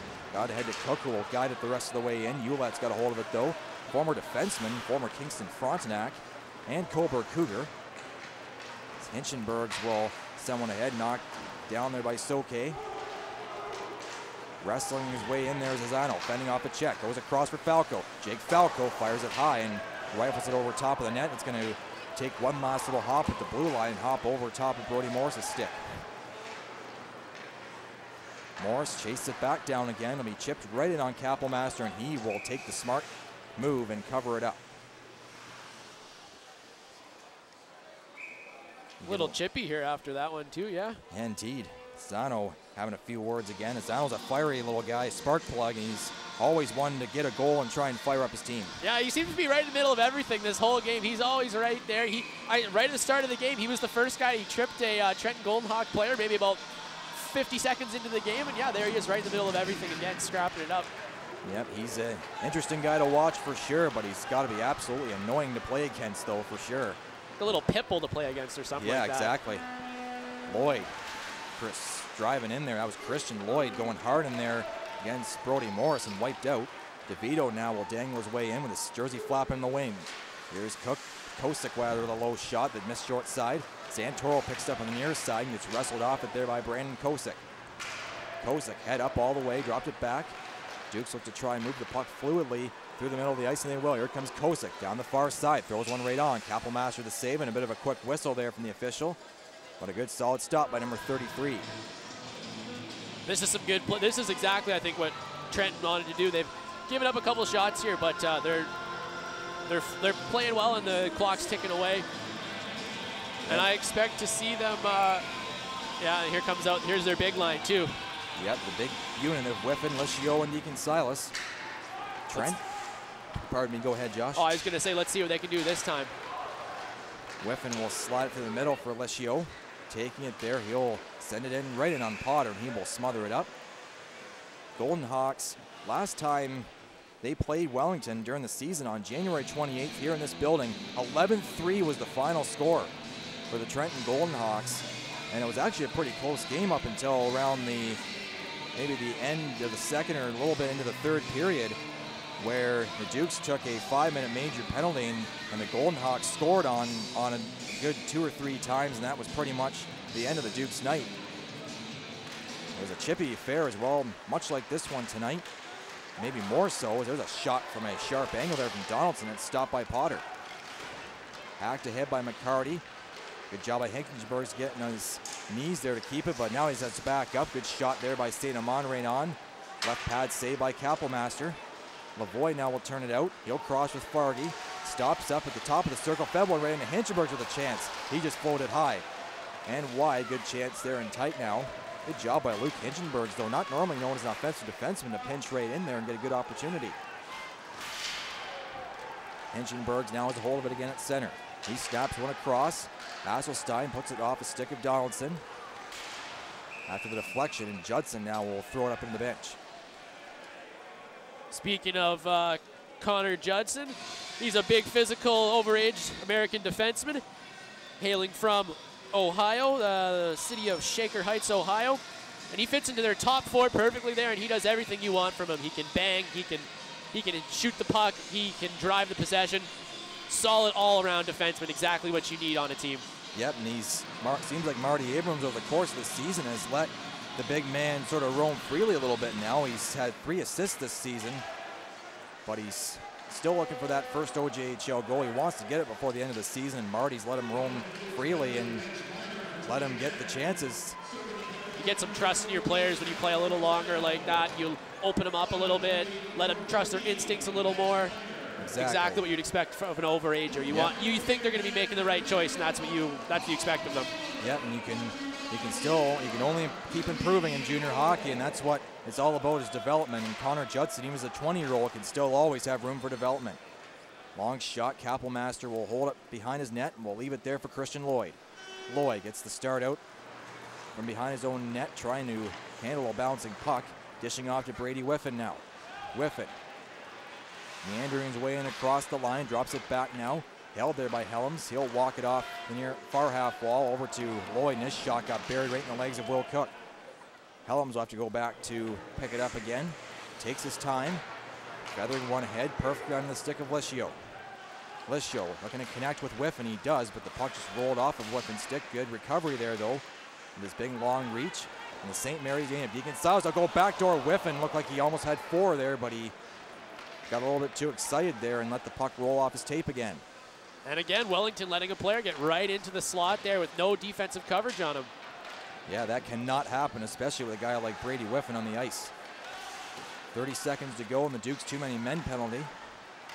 Cook will curl around his own zone, moves forward, gets it swept off his tape though by Nick Santoro. Now Michael Siddall is away. Good to see these guys along with Liam Morgan get some playing time. On the power play, Hewlett with a high hard wrister that goes way over top of the Wellington. Now Matt Pizzo is back at the point, trying to handle a bouncing puck, and it's going to get chipped out by Will Cook, and he'll have to go back to retrieve.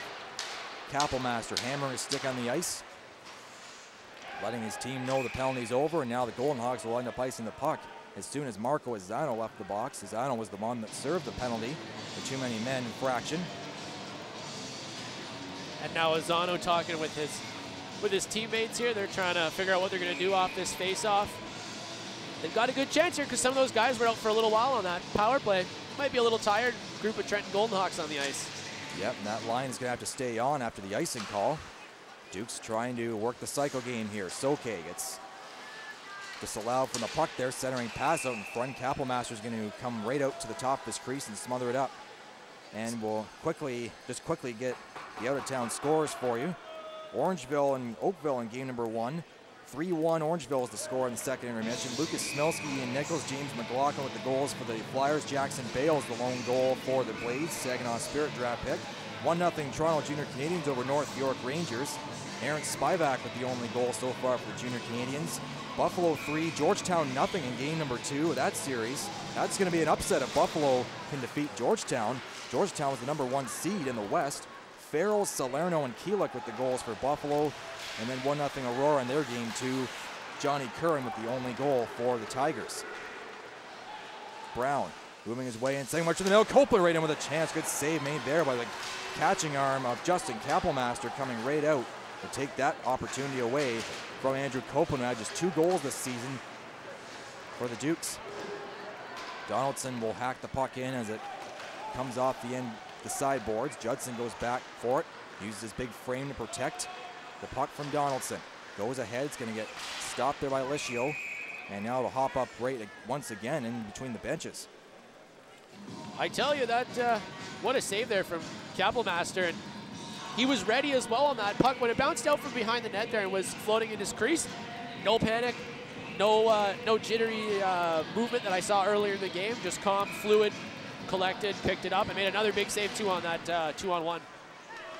Yep, that's an excellent focus there from the goaltenders. A long shot from Hewlett right into the gut of Daniel Potter, who's still in the hockey game. He's faced 25 shots. And looks at it from our booth here. 19 saves he's made. 28 saves for Kapelmaster so far. Christian Lloyd, offensive defenseman for the Trenton Goldehawks. He quarterbacks that power play, and you know, you can tell he's got 52 points on the season, 8 power play goals. Smooth skater, man. That's all I've seen all game from him. Just beautiful skating. Yeah, I just love to watch him, and obviously you do too, for sure. Oh. Everything, his pivoting, his planting, look at that right there. Even just his little, like shifting his weight, looks great. Yep, you can tell he's gone to a lot of power skating schools over the years.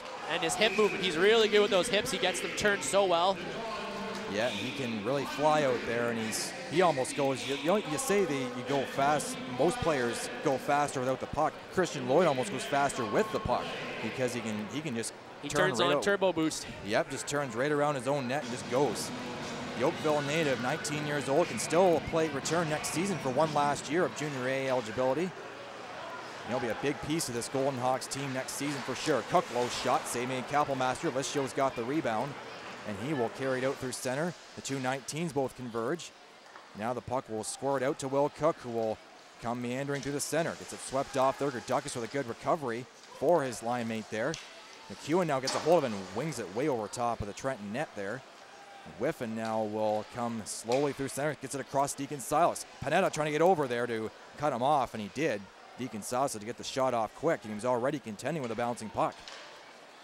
Here's a nice feed forward. Cook dragging and shooting. That's going to get deflected way up into the rafters there. Hit the bottom of one of the wood panels here at the Duncan McDonald Memorial Gardens. Another play for a whistle.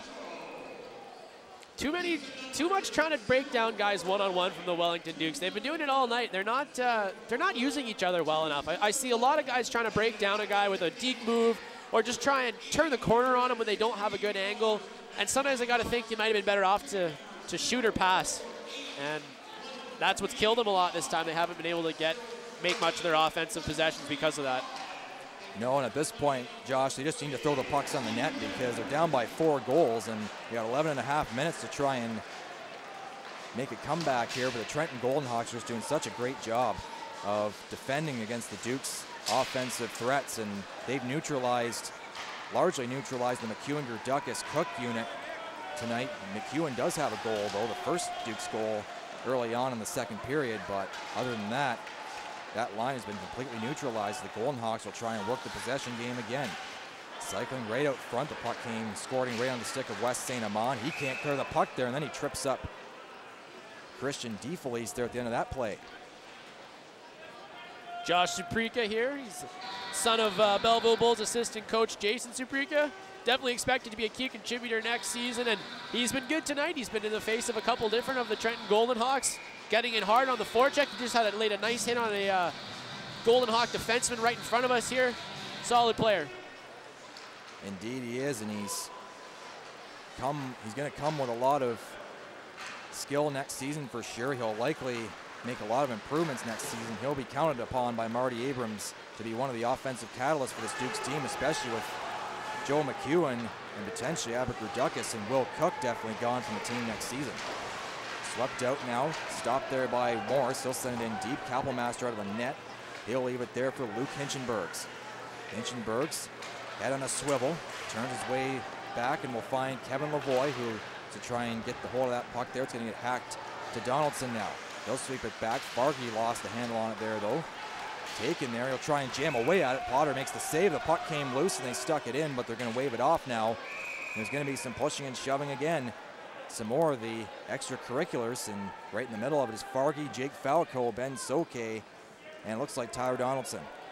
6-2, 10 minutes to go in the third period. I feel like we're going to be seeing a little bit more of this kind of stuff as this goes along.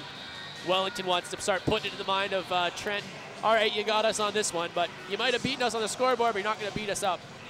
Nope, they just want to keep their good heads in their shoulders and try and walk away, taking a little bit from this game and apply it into next game on Sunday, game number 2, and it should be a pretty good one on Sunday afternoon. Santoro slid it right in, missed it all there. Hetherington will go back to chase. He'll try and move it up the far half wall. It's going to get hacked loose still. The bouncing puck is causing a lot of trouble for everybody, and eventually the Dukes will come away with it. Here comes Kirkland Quebec native Brandon Kosick, put it right into the middle, but it's booted away there by Hinchenbergs. Now Asselstein will glove the puck down. He's got a lot of weight behind him. He's trying to muscle his way off 2 Dukes. Greg Smith in there hard in the forecheck. Smith showing a lot in his rookie season. He's 16 years old. And right there, he's still trying to make something happen here for his team. He's out with DeVito and Kosick. Smith gets the feed forward. He'll leave it for Brandon Kosick. Turning back at his own blue line. Works his way up, sends one right on Kapelmaster. Nice deflection up into the netting and out of play. 9:15 to go here in period number 3. We're halfway through the third frame of game number 1. So you look at Braden Asselstein going off, and then Daniel Potter. Tough night for Daniel Potter, that's for sure. None of those goals really, could you say, shouldn't have really won any of them back. They've all been just good shots from good spots, and it's tough sometimes. You're a goalie, 6 on the board. Yeah, Yeah, you just got. You know how it is. Yeah, you just got to try and shake it off. There's Yeah. not much you can do at this point. Can't win those goals back. There's a chance in front for the Dukes, and it came out the other side. Abaker Duckus looked like he had an open net there, but the puck just bobbled on him, and it's going to end up being chipped out, and it'll end up going on to play. I can't believe that puck didn't go in the net. That's amazing. That was bouncing all over the place, and it's kind of like a football. When the puck gets on end like that, you have no idea where it's going to end up, especially when it's later in the game like this and the ice is a little ripped up from the playing. But Trenton dodged a bullet there. Yeah, tough luck there for Duckus. There's a centering pass right back. Judson lets the puck roll over his stick. He'll try and weave his way back in. Just on no, offside is the call. Couple nice little moves there, though, as he dipsy-doodled into the offensive zone. But yeah, step offside. They're going to look at Daniel Lischio there, number 19 in white.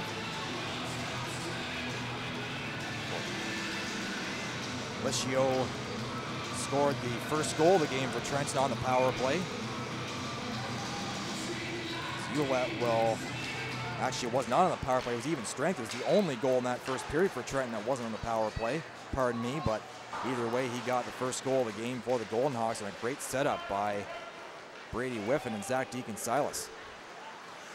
Dukes will try and start a breakout again. Falling behind the play there, looked like it was Josh Saprika. McCarty in there on Lloyd. Good check there, solid play there by the son of former Detroit Red Wings Stanley Cup champion Darren McCarty. Dukes will try and find a way out. They'll figure out a lane, but it ends up getting put up into the rafters. Another play. Clock's still ticking. Trenton's got to love it. I guess, you know, it's not over till it's over, but 6-2 at this point in the game.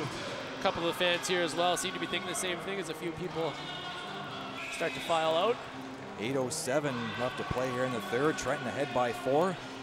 Wellington is trying to win this period, so to speak, and try and finish up strong and carry the momentum into their own home barn, where you know that there's going to be another packed house at the S-Rock Arena. Wellington always gets a lot of fan support, and good ones at that. There's been a lot of long-time season ticket holders in Wellington. The Dukes will try and muscle their way in across the offensive blue line. Hetherington keeps it in briefly, but it's going to end up coming out now in the middle. Fargy weaving in one-on-one. That shot got deflected up high and into the netting by Jake Panetta, and we've got a whistle.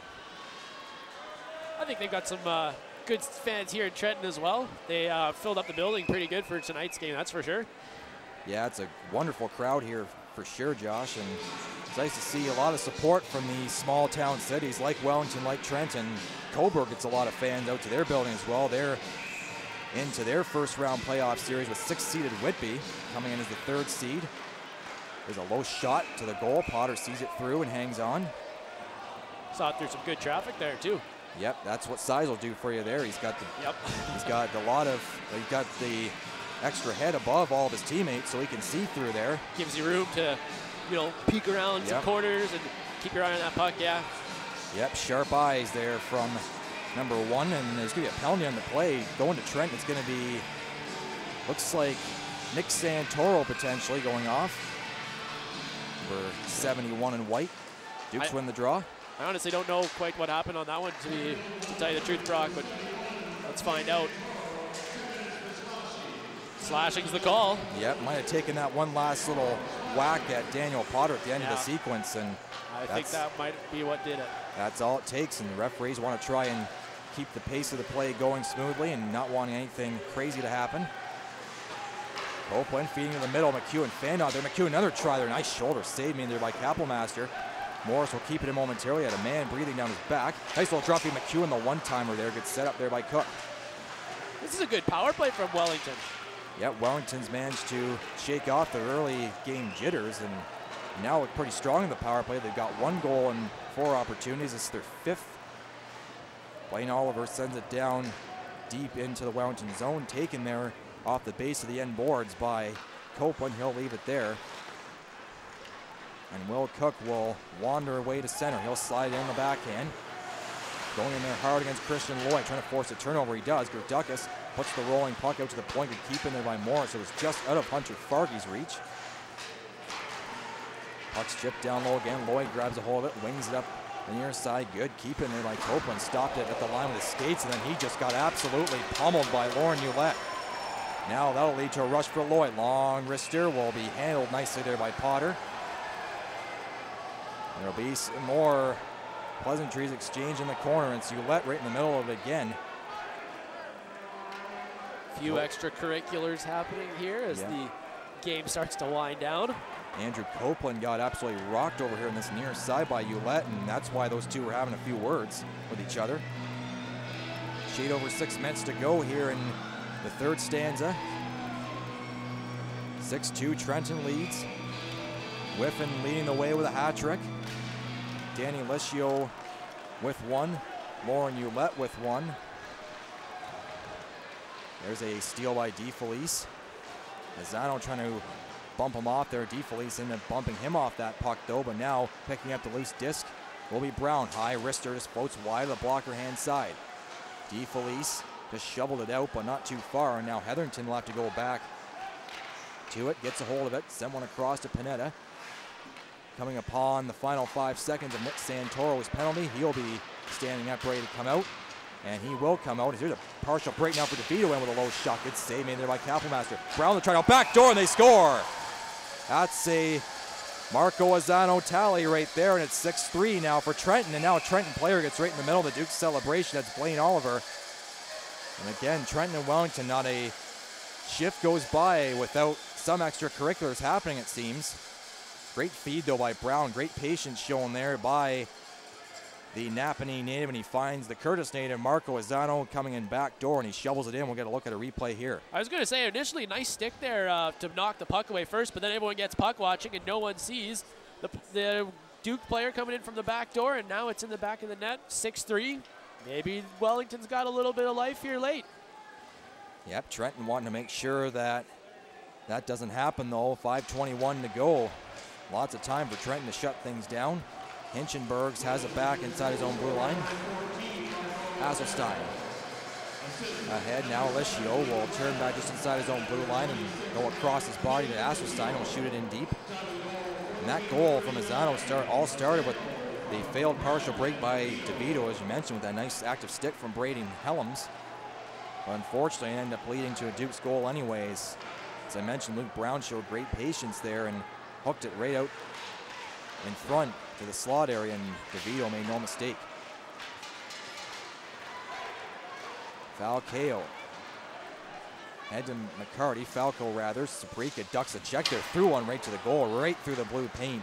He's bouncing a little bit though, and Lavoie, or Lischio rather, will dodge a check. Here's Lavoie with it now. Getting it over to Hinchenbergs. Hasselstein. Going forward, Lavoie just, or Lischio again rather, has knocked it in. Lischio is at the end of his shift, or should be anyway, and he will peel off. Hasselstein coming in with a shot. That one dribbled through Potter, and they blew the whistle. That was a very quick whistle there from the officials. Potter made the save on the Hasselstein shot, but then it just dribbled right through his blocking arm, but the official didn't see it, so he blew the play dead. And now Brady Whiffen decides to have a little chat with the official, saying there, that was a little quick one, buddy. Yep, indeed it was.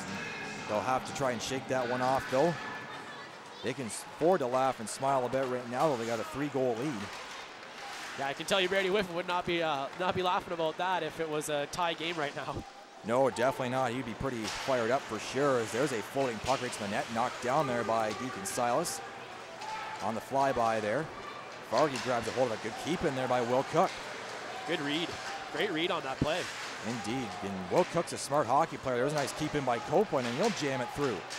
Squeezing it along the far wall there. Excellent job by the Dukes to keep the puck in, but now we'll see if Trenton gets a third chance. No, they will not. Duckus goes across near circle. McEwen buries it in the legs of Oliver. He slides on right out there to Deacon Silas, and look at the Dukes.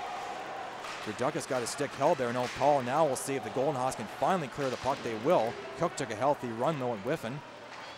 Long shot floating right in there from Helms, and a nice save made there by Potter. 3:19 to go here in the third period of game number 1. Yeah, no, interesting to note there that Wellington came back and came pretty close to scoring a goal right down to the other end of the ice off a bouncing puck there that just deflected wide, but it could have gone into the net. 6-4 hockey game, this would have been a little bit different. But it just shows you, right, like how quickly stuff can change in a game like this. That would have been quite the momentum shifter to have a goal blown off early at the other end and then come right back down here and score one. Of course, it didn't happen, but for sure. And of course, junior hockey playoffs, they're always strange yet very exciting and very compelling. And these are, in my opinion, the OJHL and the OJHL are some of the best playoff hockey you'll find locally here all season long. As they'll be taken in by Polachek. Now he drags and shoots. That's going to get fired right up into the netting and out of play. I couldn't agree more with you, Brock. I think a lot of people missed their chance to see some great hockey with OJHL hockey. I'm out from British Columbia myself, and out there, Junior A hockey's pretty big, and the BCHL is giant. We have the Vernon Vipers in Vernon, BC, 8-time national champions. I'll give them a little plug right there. And yeah, great hockey, really good hockey. This has been a fun game to watch. Yeah, for sure. We're going to look at a replay here of that little hip check right at the end from Jake Panetta on Bobby Polachek. Nice solid check there by Panetta. Unfortunately, it came right after the whistle, but fortunately for him, he didn't get a call. Gave him the old Keith Ballard and threw the hip into him. Yeah, that's a beautiful, perfectly textbook check there made by Panetta. Real nice, yep. Here's Fargy with it now, the Belleville native, weaving his way in across the line, slides it through. Potter steers it away, out of danger. 2.5 to go here in the third period. Trenton looks to be on their way to a victory. 6-3 they lead here in the first game of this 2015 Eastern Conference quarterfinal. DeVito looking for a man open. Gets it back to Copeland. He'll find Judson across the blue line. Deflected right on. They score again. It's Marco Azzano ×2. And it's 6-4 for the Trenton Goldehawks now. What did I say about a tip being an easy way to pop a goal into the net? Now it's 6-4, you know. Don't go away, folks. This game isn't over. 2 minutes to go. Yep. Duke's got a chance to pull their goaltender now with 2:11 left to play. And Marco Azzano, the Curtis native, coming over for his first season with the Dukes from Whitby, has 2. And I wouldn't mind a little free hockey. Who knows?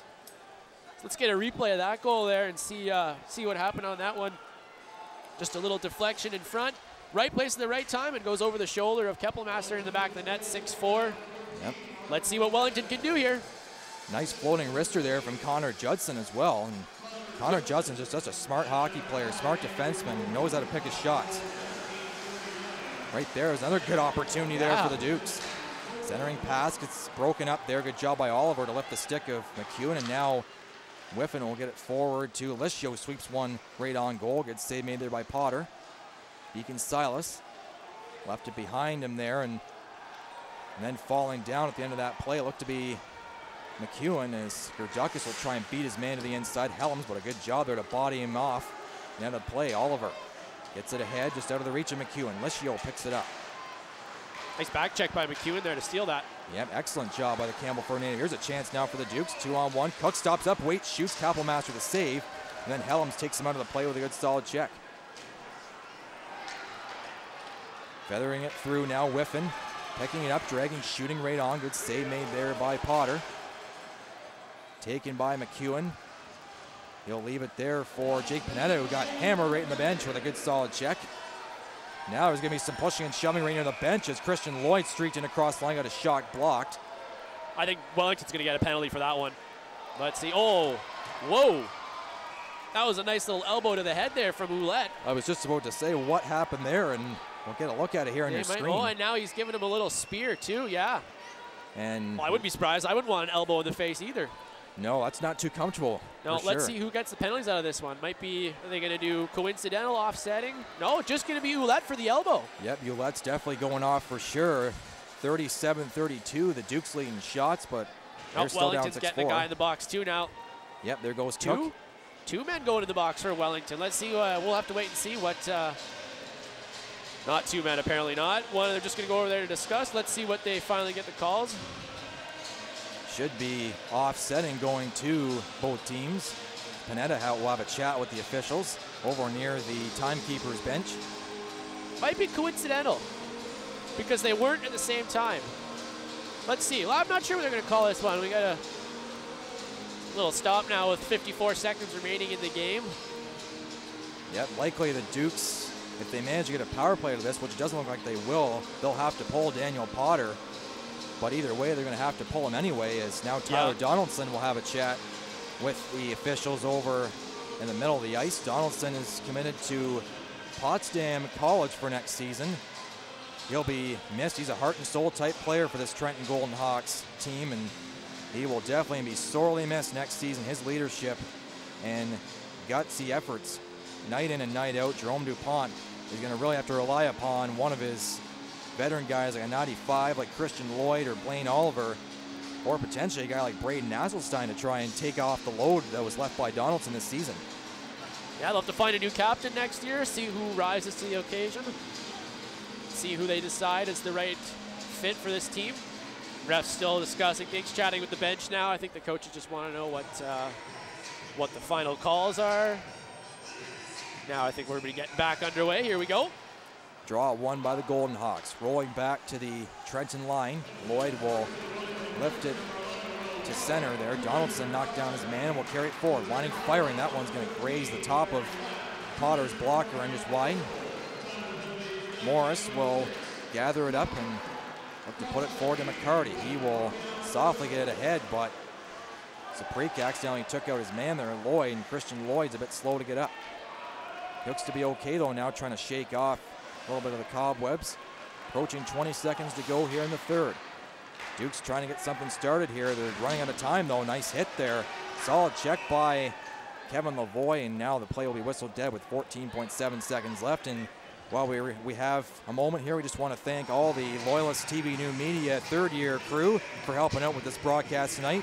They will be in Wellington as well, doing Game 2 on Sunday afternoon. We'd like to thank them for all their hard work, whether it be in the truck doing graphics, replay, directing, switching, audio, whatever it might be, as well as the camera people. They've done such an amazing job getting all the shots that Josh and myself, and of course our producer Justin Bowman. Top-notch job by every single one of the TV New Media crew here tonight. You guys are the real MVPs. Oh, for sure. Add a little Kevin Durant in our broadcast tonight as well. As the final few seconds tick down, Game 1 will go to the Trenton Goldehawks in this 2015 Eastern Conference quarterfinal series. 6-4 will be your final score for the Goldehawks. Big night from Brady Whiffen, the assistant captain of the Goldehawks. 53 goals in the regular season, 3 goals tonight. And Danny Lischio, Zach Deacon-Silas, Tyler Donaldson, Lauren Ulett, and the rest, all contributing to a big-time victory for the Goldehawks here in game number 1. Wellington, meanwhile, looking to try and bounce back here in game number 2 on Sunday afternoon at 2:30. And Josh, what do you think about this one tonight? Oh, I thought that was a really exciting game to watch. I think that was some good hockey, wide open. And if that's if this is a omen for the rest of the series, then it's going to be high scoring, lots of exciting, wide open hockey. Neither of these teams really locked it down defensively. I like what I saw from the Trenton Goldehawks, and I like the pushback from the Dukes. Some replays of the, some third period replays here we've got for you guys. Yeah, and it's nice to see the Dukes offer some pushback as well, Josh, as they were down 6-2. They could have easily just folded and said, we're done, we're not coming back in this game, but a nice pushback there. They technically won that third period, but... Oh, for sure, yeah. Yeah, the Goldehawks, though, they were such a physical team tonight. Braden Nasselstein, you just saw there, roughing up Marco Azzano. And there you get a look at the third Dukes goal. That was Azzano who scored both goals for the Dukes in this third period. And they used their speed well, actually. I thought that was one thing. Both teams used their speed very well this game on their line rushes. They like to, you can tell both these teams like to try and cut wide when they bring the puck in on the, and there's that nice hip check again that we were talking about before. I love the hip check. You don't get it thrown enough in these days. Not enough guys do it. And the stare down, too. Oh, the stare down. Yep. This game on, ladies and gentlemen. That was a great game. Game 1 goes to the Trenton Goldehawks. And if that's how the rest of this series will be, and if tonight's any indication, it should be one heck of a series for sure. That's for sure. And that next game, which is on Saturday, or pardon me, on Sunday, will be broadcast on Cogeco, TV Cogeco Channel 4. That will be at 8 p.m. on Monday. Make sure you don't miss that game, because this was a great one, and I have a feeling the next one's going to be just the same over in Wellington. It's going to be loud in that barn, and yeah, I can't wait. Yeah, it should be a good one, Josh. And as you get a look there, Monday, March 2nd, 8 p.m. on TV Cogeco.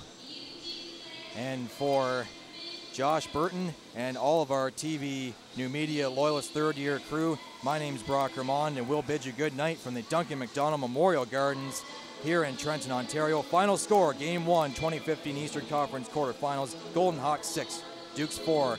We'll see you back here Sunday afternoon, 2:30. Stay safe, everyone.